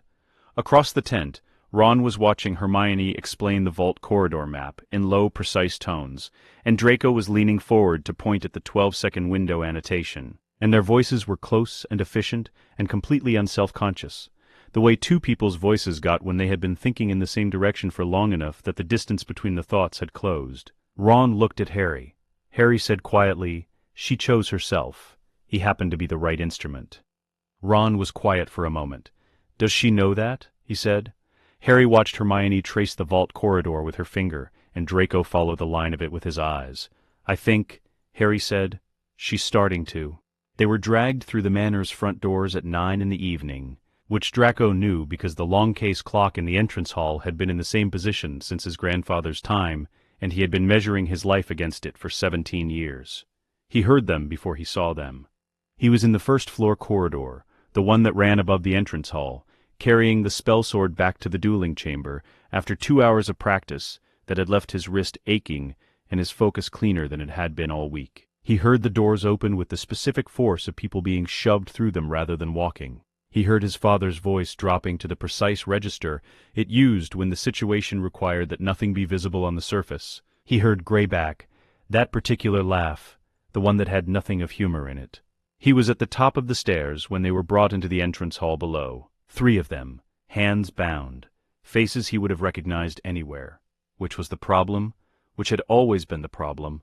Which was the specific crack in everything his father had built? Draco Malfoy had spent 7 years measuring himself against these 3 people in particular, and the consequence was that he knew them better than he knew most members of his own house. Harry's face was swollen, a stinging jinx, badly aimed, that had caught him across the jaw and distorted his features enough to create a question. Greyback was already looking up at Lucius with the expression of someone presenting a prize, saying the name, saying Harry Potter, with the certainty of a man who had spent months being promised a significant reward. Lucius was looking at Harry. Then Lucius looked up at Draco. Draco came down the stairs. The drawing room filled quickly. The Snatchers and Greyback arranged the prisoners against the far wall, Harry and Ron flanking Griphook, Hermione between them, with the casual violence of people who had stopped distinguishing between the handling of objects and the handling of persons. Bellatrix arrived from the east corridor 7 minutes after the initial commotion, still wearing outdoor robes, her eyes moving over the room with the rapid inventory of a person who evaluated every situation in terms of what could be extracted from it. She looked at Harry for a long time. She looked at Hermione. "Search her," she said. 2 of the Snatchers moved forward. Hermione's bag was taken, upended onto the side table, its contents spilling out in the order that her organization had established, and that Draco had learned to read from across a library table. Notebooks first, then the reference texts, then the smaller items at the bottom. He watched the bag empty without moving. He was standing to the left of the fireplace, the spell sword held at his side in the loose grip of someone who had been holding it for 2 hours and had not yet been given a reason to let go. He had been in this position since coming down the stairs, and no one had asked him to do anything yet, which was its own kind of information. He watched Bellatrix's hands move through the contents of Hermione's bag. He watched Hermione watching Bellatrix, and the specific quality of Hermione's stillness, not the stillness of someone who had accepted the situation, the stillness of someone who had assessed it and was waiting for the variable to change. The sword of Gryffindor. Bellatrix found it at the bottom of the bag, and her stillness became something different entirely, something that narrowed, focused, turned the room colder by a degree that had nothing to do with temperature. "This is impossible," Bellatrix said, to no one in particular, the voice she used when she was working something out, and the working was not going the way she needed it to. This was destroyed. This was supposed to be. She turned to Hermione. "Where did you get this?" Draco already knew what was coming. He had known from the moment Bellatrix picked up the sword. He had watched his aunt for 17 years, and he understood her the way you understood a force of nature. Not with sympathy, not with fear exactly, but with the complete comprehension of a person who had been educated by proximity in what that force did to things that were in its path. She did not ask questions to gather information. She asked questions to establish the right to do what she had already decided to do. Hermione said nothing. Bellatrix raised her wand. Draco had a specific thought, in the half-second before the curse was spoken. A thought that was not a decision exactly, because decisions required deliberation, and this did not. It was more like the completion of a sentence that had been building since July of 1995, since a knife and a genealogical text, and a name written in blood on parchment, in a room that smelled of old leather, and certainty. The sentence had been building for 3 years, and its last word was this moment, and the only question that had ever been relevant was whether he would say it when it arrived. He would. Bellatrix cast the Cruciatus. The sound was Hermione's, a sound that the blood vow had been delivering to Draco in its attenuated form for 2 years. A sound he had felt as pressure and cold, and the specific sensation of something going wrong in a way he had no ability to prevent. And he was already moving. He raised the spell sword. He pointed it across the room at Bellatrix. He fired the counter-curse. The Cruciatus broke. The specific quality of its breaking was not like a shield cracking or a spell deflecting. It was more fundamental than that. The way a frequency cancelled rather than blocked, the opposing magic flooding the curse's architecture and collapsing it from the inside. Bellatrix's wand arm jerked. Hermione dropped to one knee, catching herself, and then she was upright again, breathing through her teeth, and the room was completely and absolutely still. No one moved. No one had moved since the counter-curse fired, because the counter-curse had come from the wrong direction, from the wrong person, from a direction that the room had not been accounting for. Draco, Lucius said his name once. Only once. The voice was one Draco had never heard from him. Not the cool management voice, not the performance voice, not the voice that Lucius used for the Wizengamot, or for Voldemort, or for the drawing room full of people who needed to understand the scale of the Malfoy family's importance. This was a voice that had had something removed from it. It was his father's voice with the certainty taken out, and what was left was the structure of a man who had just understood something that rewrote the architecture of 3 years. Narcissa was standing at the edge of the room near the east door. She was the only person in the room who was not looking at Draco. She was looking at the door. Bellatrix turned, slowly. The word was imprecise. There was nothing slow about Bellatrix. There was only controlled, and this was controlled in the way of something that was keeping itself contained at the boundary of its own capacity to contain. She turned to face Draco with an expression that had stripped itself down to a single question. "What did you do?" she said, not a question. An accounting, a ledger entry being recorded. "I stopped you hurting her," Draco said. His voice was level. He had not lowered the spell sword. Bellatrix looked at him for a long moment. Then she looked at Hermione, still on her feet against the far wall. Then she looked back at Draco with the expression of someone assembling a picture that was worse than any individual piece had suggested. "She is a mudblood, Draco," Bellatrix said, very slowly. Each word separated from the next by enough space that there could be no mistake about which word she was placing weight on. Draco looked at her. He had his father's voice. He had had it since approximately the age of 12, the particular timbre of it, the aristocratic certainty that came from generations of people who had never needed to raise their volume, because volume was for people who were not certain of being heard. He had spent 17 years using that voice to say things his father would have recognized and approved of. He used it now. "She is under Malfoy family protection," he said. "In front of this family, in this house, by the magic of this estate, touch her again, and you answer to me." The room held its breath. Greyback in the corner had gone very still. The Snatchers had gone very still. Wormtail, near the door to the corridor, had performed his particular vanishing act of making himself as small and uninvolved as possible, which Draco noted and filed away. Lucius had gone white. Not the whiteness of anger. Draco knew that whiteness had grown up reading its variations. This was the whiteness of a man who had just had the structural plan of his family's survival revised without his input, in his own house, in front of witnesses he could not remove. Lucius understood, faster than anyone else in the room, exactly what the invocation of the right of family defense meant in terms of the chessboard he had been managing for the past 3 years. His son had just put the Malfoy name between Bellatrix Lestrange and a Muggle-born girl, and done it in language that predated the Ministry and predated Voldemort's authority, and was embedded in blood law that even the Dark Lord had never formally dismantled. If Voldemort heard of this, the Malfoys were dead. If Voldemort did not hear of this, which required every person in this room to hold the silence, then the Malfoy family had, in the presence of every Death Eater currently assembled in their drawing room, formally extended ancient family protections to someone those protections were designed to exclude. Every power structure in the room knew it, and not one of them could say it out loud without the kind of accounting that none of them were equipped to survive. Bellatrix stood very still. Draco watched her make the calculation. He watched her move through the stages of it, the rage, the assessment, the specific moment when her intelligence overrode the rage, because her intelligence was, underneath everything, the most dangerous thing about her. She could not override the right of family defense without Voldemort's direct intervention. She could not invoke Voldemort without explaining why she needed him. She could not explain why she needed him without saying what Draco had done. She could not say what Draco had done without the political consequences cascading in every direction at once. She could not touch Hermione Granger tonight. Bellatrix took one step back. It was not a retreat. Bellatrix did not retreat. It was a tactical repositioning that preserved her options while acknowledging a constraint she had not anticipated. And it cost her something that was visible in every line of her face, even as her face showed nothing. She moved toward the side door. "We're not finished," she said. "Not to Draco. To the room. To the situation. To the structural problem of a Malfoy who had burned his own floor to keep someone else from falling through it." Then she was gone. The chaos came quickly after that.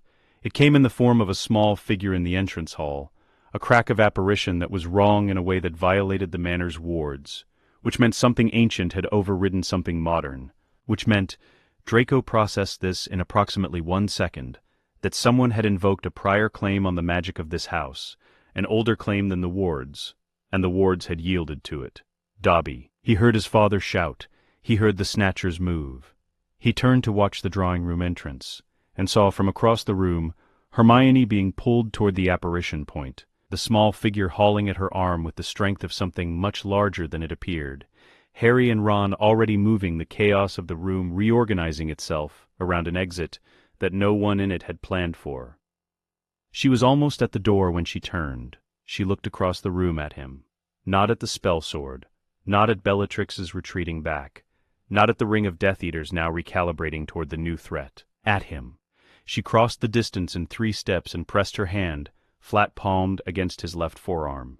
The arm with the glamour seal, the arm that should have had a dark mark and did not, and never had. And she pressed against exactly that spot, exactly that absence, for 1 full second, her fingers against the place where the mark should have been burning, and was not. He looked at her, 1 full second. Then Dobby pulled her through the door and she was gone, and the crack of apparition was the last thing. And then the drawing-room was full of the aftermath of something that had happened too fast to fully register, and Draco was standing at the fireplace with the spell sword at his side, and his father staring at him from across the room, with the expression of a man trying to understand how long he had been wrong, about what he thought he knew. Draco did not move. He pressed his left palm flat against the fireplace mantel. Cold stone. His hand against it the same way it had been against train glass and corridor walls, and the table in the library and every surface that had ever been the only available answer to the question of whether she was still there. The blood vow was warm in his palm. Warm as a hearth fire. Warm as a door that had closed and held for 3 years. Warm as the specific pressure of a hand pressed against an unmarked arm for 1 second in a drawing room in Wiltshire. She was alive. He let out one breath. Then he turned to face his father. Shell Cottage smelled of salt and wood smoke, and the particular damp of a building that had been built close enough to the sea that the sea had an opinion about its walls. Hermione had been there for 4 days. She had counted them by the quality of the light through the small window above the bed she had been assigned. Not a real bed, a camp bed, the kind of object that communicated temporary without apology. And by the meals Fleur brought with the specific efficiency of someone who expressed care through logistics, rather than sentiment, which was a quality Hermione found more comforting than she would have expected. She slept badly. She read when she could not sleep. She sat with Harry in the evenings while he stared at the fire and she stared at her notebooks, both of them keeping company with their own silences in the way they had learned to do across 7 years of situations that were too large for conversation.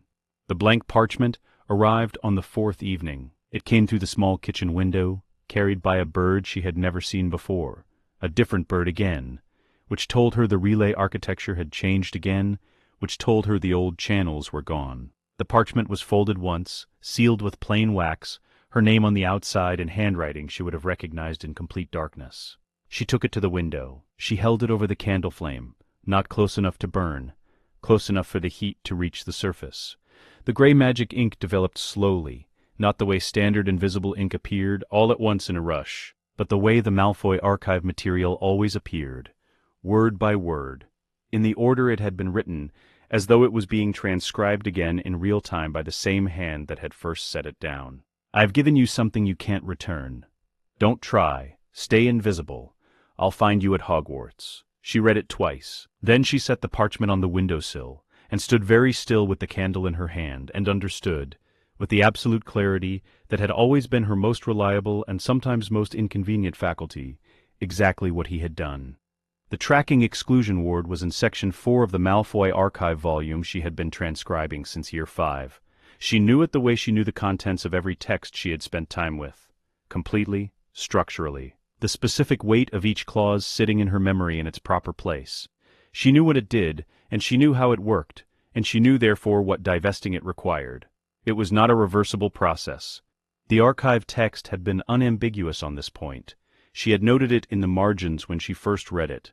The word permanent, underlined twice in her own hand, filed under the category of things she understood and hoped would never be relevant. The Blood Ward sacrifice redirected a Malfoy family member's inherited protection to a named recipient. Permanently. Irreversibly. The person who sacrificed it lost the ward entirely. Could not reclaim it, could not have it restored. The ancient magic that had made Draco Malfoy untrackable since the day he was born, the protection he had received, not by earning it, but by existing, the protection that had been encoded into the estate's magic before his grandfather's grandfather could have anticipated a world in which it would matter, was gone. He had given it to her. She stood at the cottage window with the candle burning low in her hand, and she looked at the decoded message on the parchment, and she felt. For the first time in 3 years of filing things under complications and increasing and active monitoring, the specific sensation of a categorization system failing. She put the candle down. She put the parchment down beside it. She went to where Harry was sitting by the fire. She sat in the chair across from him. He did not look up immediately. He was doing the thing he did when the fire was the only thing he could manage, which was stare at it with the full weight of everything he was carrying distributed across his expression, in the way it got when he had stopped trying to manage how much he showed. Then he looked at her. She said, "He gave up his inheritance protection for me." Harry looked at her for a moment. Then he looked back at the fire. He did not ask what she meant. He did not ask how she knew. He was already nodding in the slight, inevitable way of someone receiving information that completed a pattern they had been watching build for longer than they had wanted to admit. "He's been doing this," she said. "All of it, since Year 4. Since the train he has been—" She stopped. The sentence had several possible endings, and none of them were the right shape for what she was trying to say. "Yeah," Harry said. Carefully, she looked at the fire. Outside, she could hear the sea, the consistent, indifferent sound of water that had been moving against that particular stretch of coast since before the cottage was built, and would be moving against it long after, uninterested in the question of what was happening inside. "I don't know what to do with that," she said. Harry was quiet for a moment. He had the expression he got when he was going to say something true and had decided that saying it simply was the only way it would land correctly. "You don't have to do anything with it," he said. "You just have to know it's real." She looked at him. He was still watching the fire. She sat with that for a long time. She was on the beach when he arrived. She had gone out after midnight because the cottage walls had the specific quality of containment that became suffocating after a certain number of hours. And the beach had no walls, and the sea at this hour was the color of something that had decided not to be any particular color, and was the better for it. She heard him before she saw him. Not the sound of footsteps, he moved too quietly for that, but the sound of breathing that was slightly wrong, the careful quality of someone managing pain through the mechanism of controlled inhalation. She turned. He was standing at the top of the shingle where the beach began, wearing the same muggle coat she had last seen him in at the Forest of Dean. His lip was split at the left corner, the kind of clean split that came from a curse rather than a fist. He was holding his right arm slightly away from his body, and his left arm was bare at the wrist, the sleeve pushed up, the glamour seal gone. She looked at it. The skin was clean, unmarked. The pale inner forearm of a 17-year-old that should have had the dark mark burned into it, and did not, had never had it, had carried for 18 months the perfect illusion of having it while underneath. Nothing, just skin. Just the choice he had made the night before the ceremony in his mother's room, preserved intact through everything. He came down the shingle and stopped 3 feet from her. He held up his left arm. She looked at the unmarked skin. She looked at the silver scar on his open palm.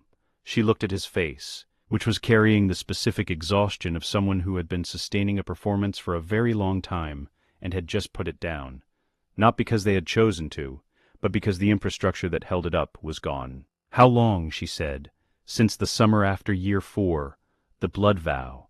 Yes.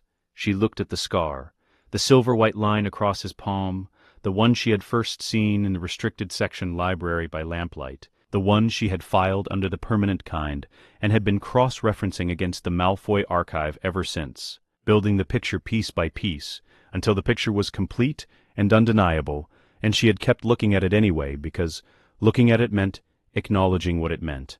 "Does it hurt?" she said. "Only when you do." The sea moved. The shingle shifted under the water's edge, with the small grinding sound of 10,000 stones finding their arrangement for the night. The sky above the water was the deep blue that preceded black, the hour she had come to associate with significant things being said that could not be said in daylight. "I've read about blood vow mechanics," she said. Her voice was the voice she used when she was using information as scaffolding, because the actual thing she was trying to say required something structural to hold it up. The caster experiences a version of what the named person experiences: pain, fear, danger. It bleeds through the bond. "Yes, you've been feeling everything that's happened to me." He said nothing. She was calculating. She could not help it. It was the way her mind worked, the way it had always worked, assembling the timeline and populating it with new information, and following the implications to their conclusion. Year 5, and the blood quill, which she had never told him about directly, but which the vow would have registered through her. The moment in the forest when the Snatchers found them, and she had been genuinely afraid for the first time in a way that was not about the mission, but about being caught without warning. The Cruciatus in the drawing room, 4 days ago. Year 5, she said. Umbridge. The Cruciatus at the manor.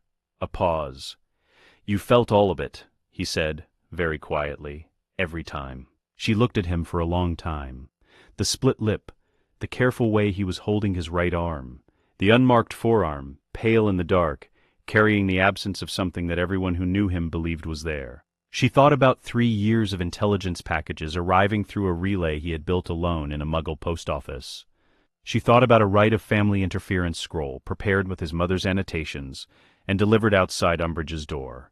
She thought about a protocol document with his blood pressed into the seal, handed across a table in a forest tent to a boy whose wand had been pointed at his chest the entire time. She thought, I checked everything you sent me over the summer, every single item. It was all accurate. She thought, I trust your research. That doesn't mean I trust you. She thought, I know the difference. I'm sorry, she said.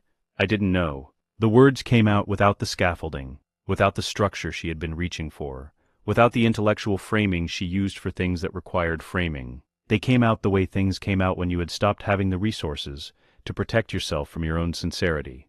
I didn't tell you. He looked at the water. I didn't want you to. He stopped. The stopped sentence had a shape she could identify, the shape of something that had been considered and discarded, and reconsidered and discarded again. Across 3 years, in private rooms, she had never been in. I didn't want it to be an obligation for you. The vow obligates me. That was my choice. It shouldn't reach you. She looked at his left arm.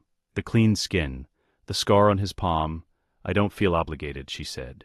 The space after the sentence was very quiet. Neither of them filled it. The sea moved against the shingle, and the sky held its color, and the cottage behind them glowed with the light of other people's warmth. And the space where the sentence had ended stayed open between them. Not empty, the opposite of empty, full of the specific weight of something that both of them understood, and neither of them said. Because saying it required a form of courage that was different from every other kind of courage either of them had spent 3 years practicing. It was enough, for now, to know it was real. Draco lowered his arm. He sat down on the shingle beside her. Not close, not far the distance of 2 people who had established proximity without having established what proximity meant. And he looked at the water, and she looked at the water, and the sea continued its indifferent work against the Cornish coast. As though the question of what would be said next was the least interesting thing currently happening in the world. She supposed, from the sea's perspective, it probably was. She sat with him until the sky began to change. He came through the Hogshead at 9:20 in the evening, while the mountain goats outside made their specific commentary on the night, and the bar smelled of something that had been fermenting since before Draco was born. Aberforth looked at him once from behind the counter, said nothing, tilted his head toward the portrait on the back wall, which was already open. Draco went through. The passage was low and cold and long, and he moved through it at the pace of someone who had been running on insufficient sleep and controlled urgency for 4 days, and had made a prior decision not to let either of those things show in how he walked. The spell sword was wrapped in cloth against his back. His shoulder still carried the curse bruise from the manor, deep purple beneath his shirt, the kind that would take 2 weeks to fully resolve, and that he had chosen to regard as informational rather than incapacitating. At the end of the passage was the Room of Requirement, which had been a great many things across the school year and was currently a refuge, warm, overpopulated, smelling of unwashed clothing and anxiety and the specific combustible energy of 200 students who had been living inside a resistance for 9 months. He came up through the floor. The room went very still. He stood there in the silence of 200 people recognizing him, and not knowing what to do with that recognition, the same paralysis he had been reading on faces since year 5, the specific suspension of people who had filed him under one category and were now being asked to revise the filing in real time. He looked at the room. I don't need you to trust me, he said. His voice carried. He had his father's voice. He had always had his father's voice. And he had spent 17 years watching it work in rooms, and he was going to use it now for the last thing his father would have chosen. I need the Slytherins who don't want to spend the rest of their lives explaining why they stood on the wrong side of this. If that's you, come with me. If it's not, stay here. Either way, I have work to do. Neville Longbottom was standing 6 feet away with his arms folded and an expression that communicated neither welcome nor refusal, which Draco had learned to read as Neville's version of active assessment. He met Draco's eyes. He nodded once. That was sufficient. 11 students stepped forward from the left side of the room. Not all of them were Slytherin. 2 were Ravenclaw. 1 was Hufflepuff, the kind of students who had somehow ended up on the wrong side of Umbridge's ledger and had been sheltering in the DA's network for most of the year. The Slytherin contingent was 9 strong.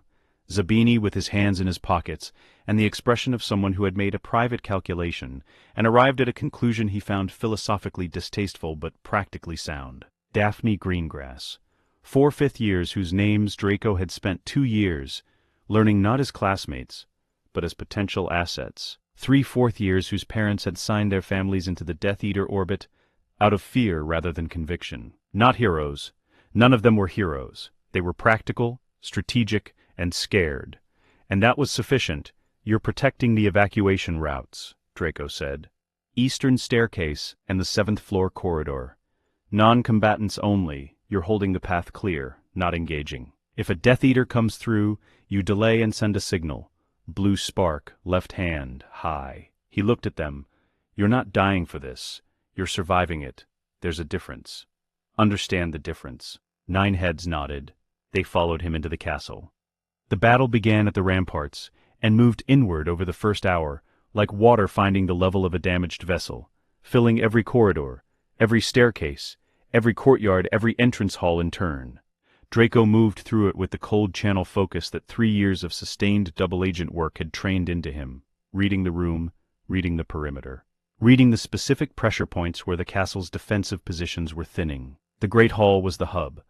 Order members and students cycling through it, wounded being moved to the edges, the 4 house tables transformed from their purpose into something that had no peacetime equivalent. He was on the western flank, coordinating Zabini and Daphne on the corridor positions, when he heard the footsteps behind him with the specific cadence he had been measuring his childhood against.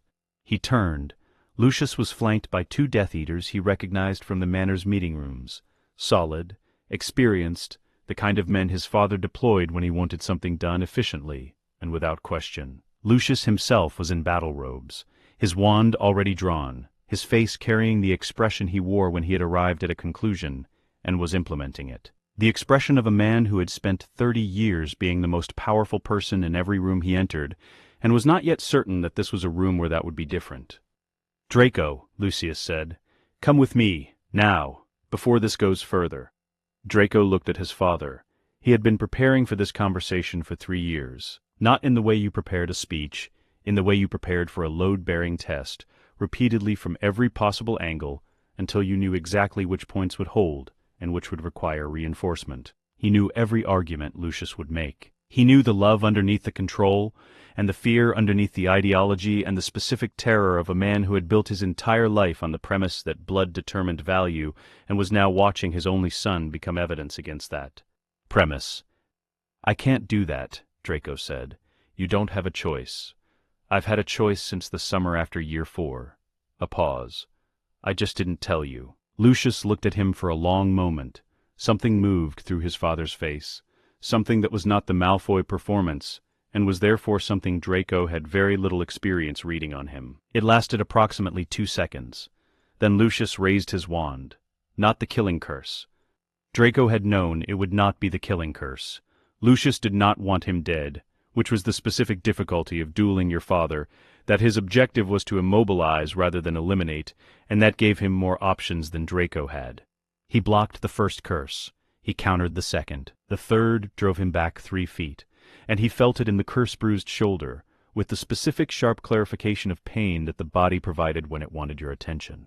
Lucius was better than him, had always been better than him, had been practicing offensive magic since before Draco could walk, and the gap between them was not something 3 years of spellsword practice had closed. Draco was not trying to win. He was trying to hold ground, to hold position, to stay on his feet long enough for the situation to change, which was a strategy he had learned from the relay and the inquisitorial squad, and every moment of the past 3 years. He held ground. He was losing it incrementally, step by step, the western flank narrowing around him, when the silver-white light came. It came from no specific direction. It was not a spell, not a charm, not anything that could be aimed or deflected. It was a burst of light at the temperature of something that had made a permanent decision, spreading from the air around him outward, flooding the space between him and his father's wand for 1 full second. It had the specific quality of the blood vow's warmth when it was working, when the bond between them was registering something at the other end and responding. Hermione, somewhere in this castle, had felt him in danger.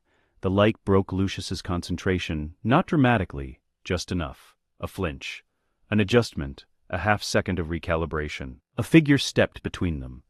Narcissa had come through the castle's eastern entrance at some point in the battle's 2nd hour, and Draco had not known she was here, and he filed the question of how she had arrived and by what decision for later. Because she was here now, and she was standing between him and his father's wand, with her back to Draco, and her face toward Lucius, and the specific quality of her stillness that meant she had made a calculation and the calculation was finished. "Enough," she said.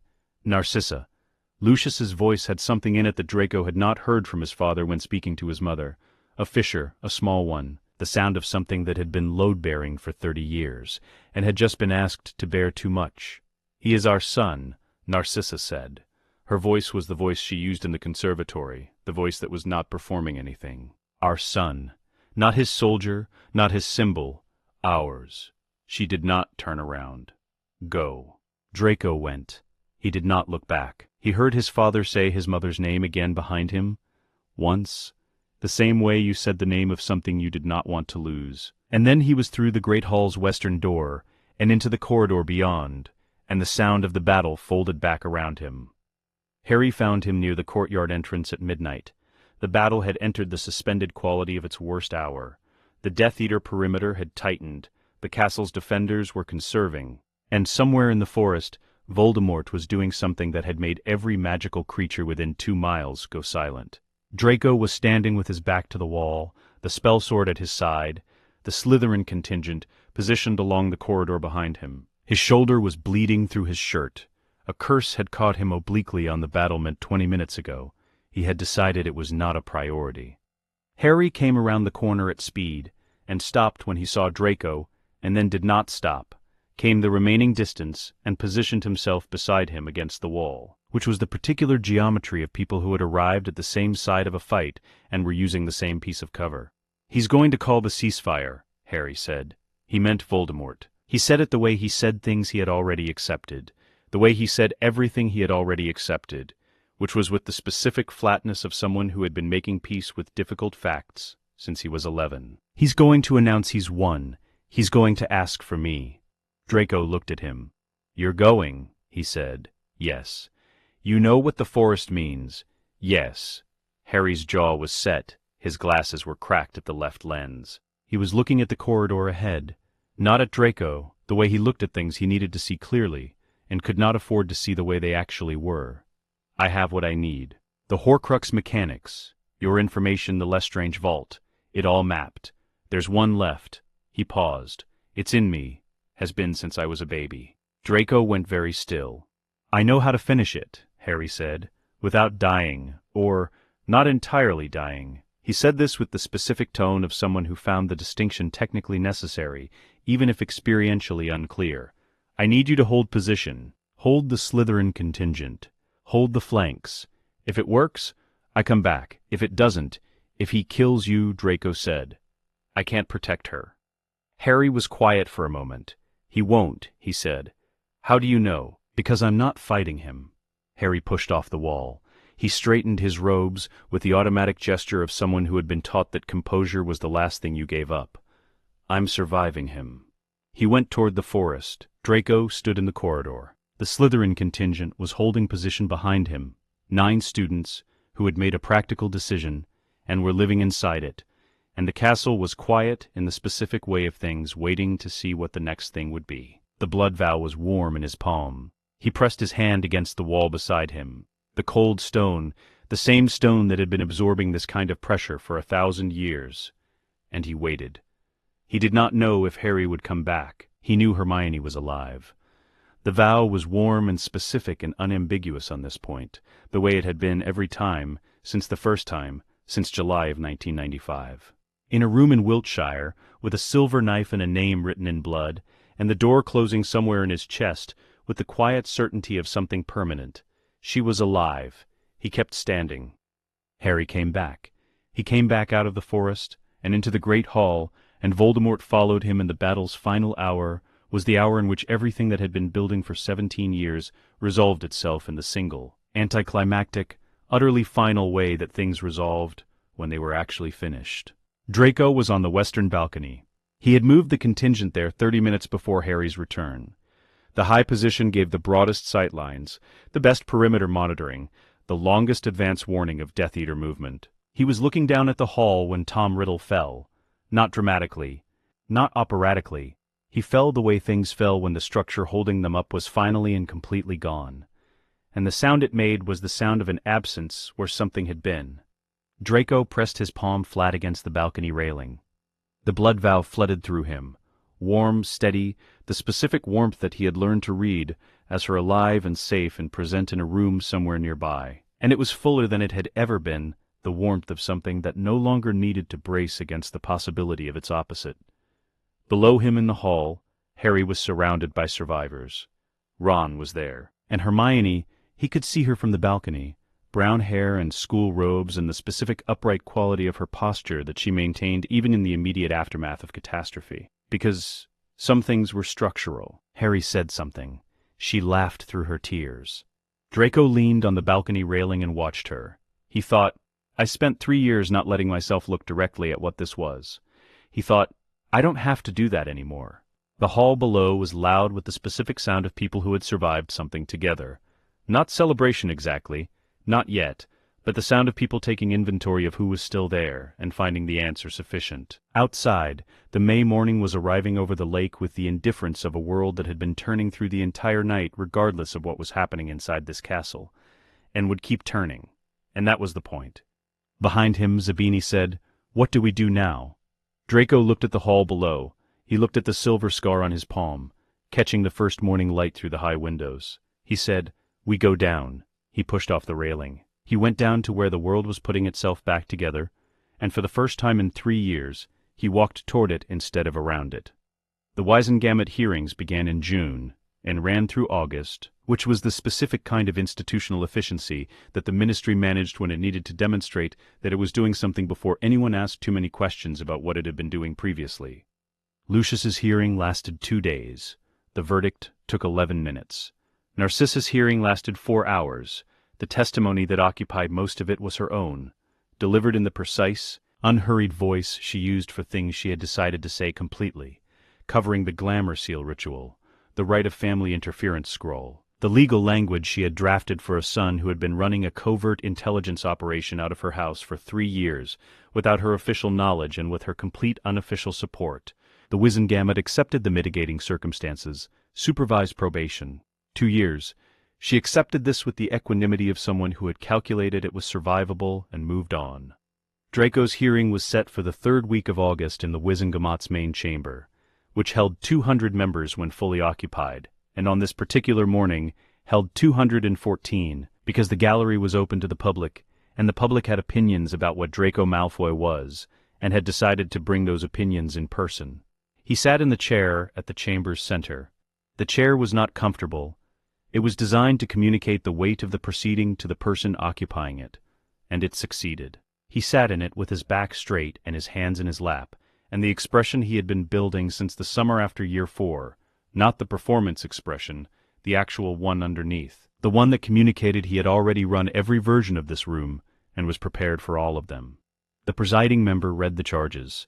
Draco's advocate, a wizard named Greengrass, no relation to Daphne, who had been recommended by the goblins, and whose entire professional reputation was built on the precise application of pre-ministry legal frameworks, placed the first document on the central table. The first package, July 1995, a list of ministry officials, 11 names, with their projected positions and recruitment timelines. The order's verification record was attached. All 11 names confirmed, all 11 placements accurate, all 11 identified and neutralized as a direct result of the intelligence.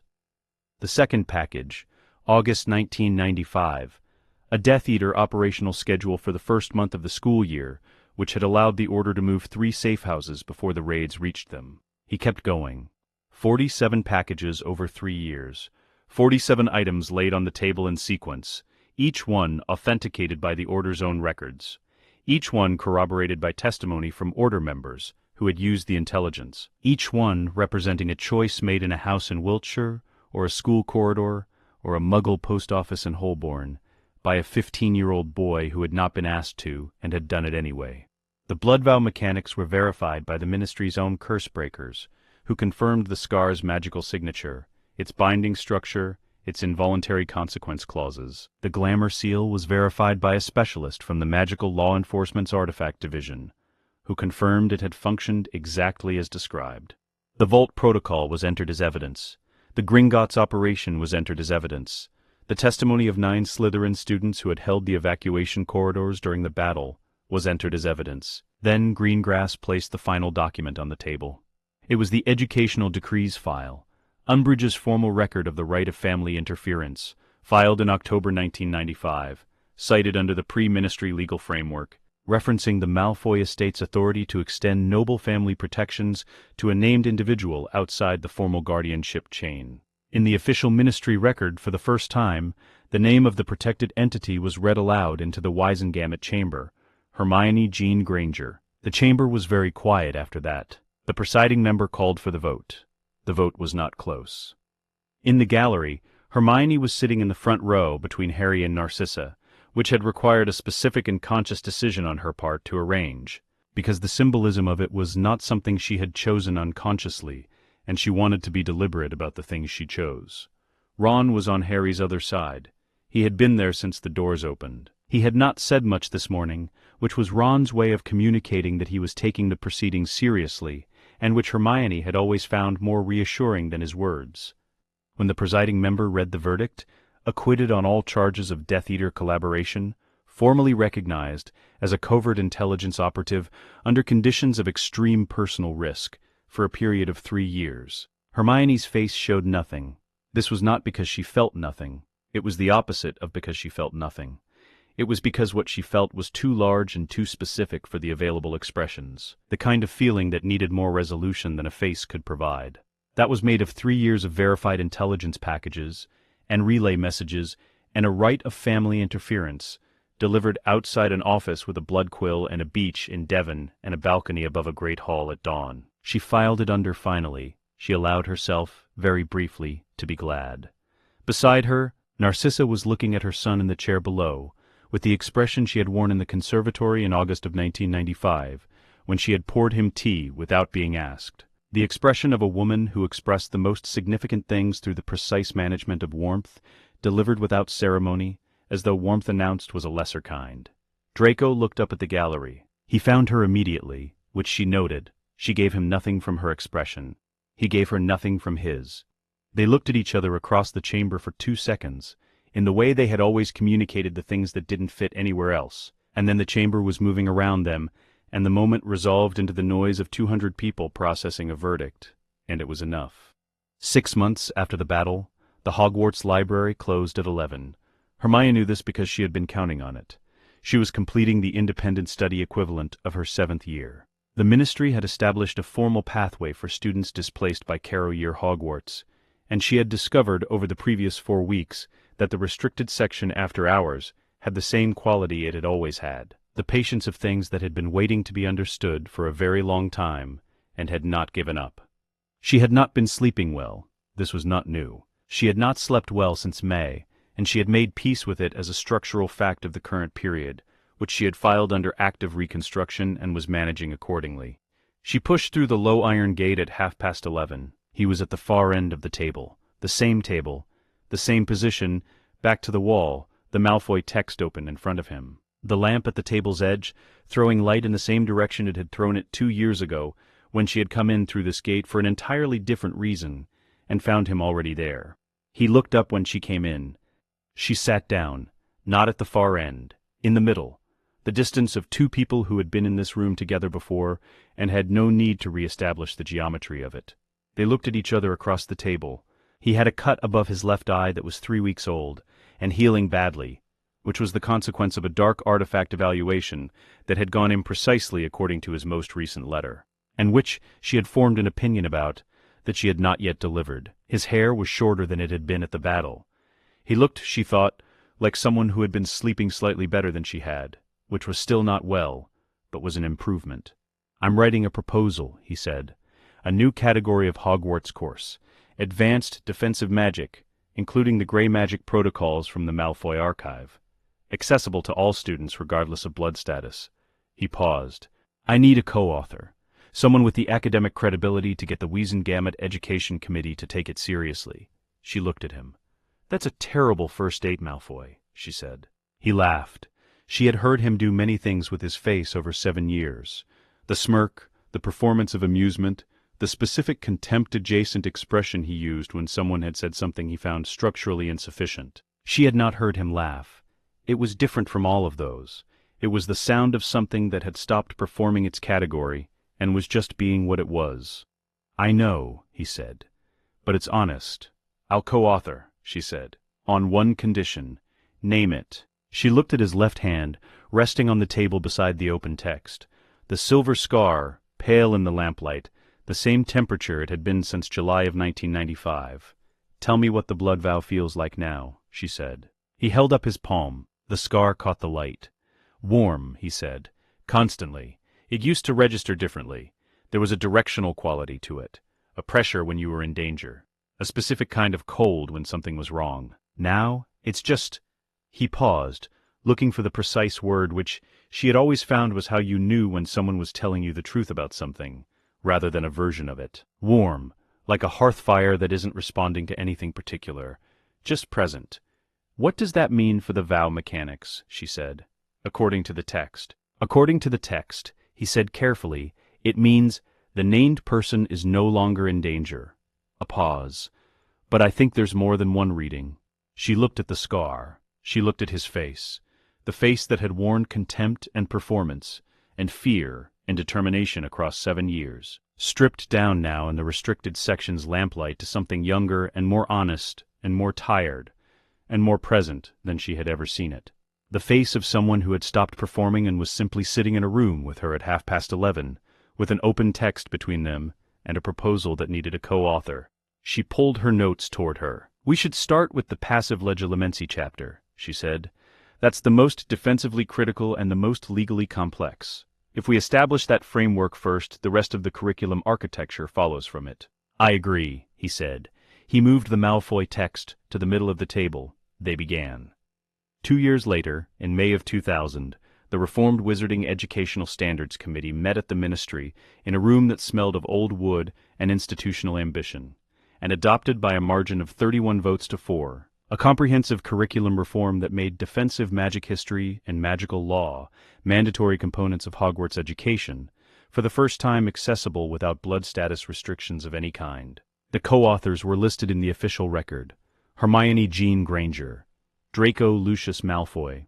After the vote, the committee dispersed into the ministry corridor with the specific energy of people who had just done something that would outlast all of them, which was the best kind of energy a room could produce. Harry caught Draco's eye across the corridor and gave him the specific nod he had been developing since the Forest of Dean, the nod of someone who had kept a running tally for 3 years and had arrived at a final number and found it sufficient. Draco returned it. Ron shook his hand, briefly, firmly, in the manner of two people who had negotiated a respect that neither of them had expected and that both of them had decided was worth maintaining. Then Ron went to find Harry and they disappeared toward the lifts, arguing about something that Hermione didn't catch, in the easy way of people who had been arguing about things for their entire adult lives and found it comfortable. The corridor emptied. Draco took her hand. Not for the first time. They had been building this in the spaces between the public work, in the restricted section and the ministry consultation rooms, and the post-hearing evenings at Grimmauld Place that had started as debriefs and become something else entirely, in the specific incremental way of two people who were better at projects than declarations, but in public, officially, without the architecture of deniability. She looked down at their hands. His left hand, the silver scar visible at the base of his palm. Her right hand beside it. "You know everyone is going to have opinions about this," she said. "When have either of us cared about that?" "I care about evidence-based assessments," she said. "And what does the evidence say?" She looked at him. She thought about a compartment on a train and a name memorized before she consciously decided to. She thought about 47 relay packages arriving through channels he had built alone in a Muggle post office. She thought about a scroll with burgundy wax laid on Umbridge's desk. She thought about a library table at midnight and a scar in lamplight, and the word permanent. She thought about a beach in Devon and a sentence that had ended and not been filled and had not needed to be. She thought about a balcony in the great hall at dawn and a warm scar against a railing, and the long, patient work of 2 years building something from unconventional materials that was going to last. "The evidence is compelling," she said. "High praise. Don't push it, Malfoy." "Granger," he said. Not a taunt, not the edge of a slur performance it had been for 4 years before a train and a choice and a silver knife in July. her name in his mouth the way it had sounded since he had learned to say it like it was worth something, which was, she now understood, approximately the summer after year 4, which was when most things had started, which was where most things had been building from all along. They walked down the ministry corridor. The Malfoy library was donated to the Wizarding Research Institute the following autumn, transferred in full under a deed of gift that had been prepared by the Gringotts legal team and reviewed by 3 separate Wizengamot legal specialists, and annotated in the margins in 2 different handwritings. The condition was single, specific, and attached in writing by the co-donors: full access to all students, regardless of blood status, house affiliation, or socioeconomic background. No exceptions. No tiered access. No restricted sub-collections. The entire archive, including the gray magic texts, and the genealogical records, and the 412-page compendium with the memory transcription charm on page 4, and the blood vow ritual on page 10, open to anyone who wanted to understand it. The condition was approved. On the plaque at the archive entrance, the donors were listed in the order that Draco had specified to the plaque makers, which Hermione had not been consulted about until after the fact. Hermione Jean Granger and Draco Lucius Malfoy. She said, when she saw it, "My name is first." "Yes," he said. "You put my name first." "I did." "Why?" He looked at the plaque for a moment. "You were there first," he said. "That doesn't make sense as a criterion. I wasn't in your family's library. I'd never even been to the manor before year 7. "I know." She looked at him. "You were there first," he said again, simply in the voice he used for things that were true and did not require elaboration. "On the train, with the same sketch in your notebook. The same idea. You were already going where I was going before I'd finished deciding to go there." He paused. "You were there first. Your name is first. That's the criterion." She looked at the plaque. She looked at his name beside hers, the letters pressed into the bronze, with the permanence of things that had been decided and were not going to change. She did not file this under anything. Some things did not require a category. Some things were simply true, and had been true since a train in June, and a choice in July, and a silver scar that had been warm without interruption since the night a door closed somewhere in a boy's chest, and he let it. She took his hand. They went inside. "Let us know what you'd like to see next." The end.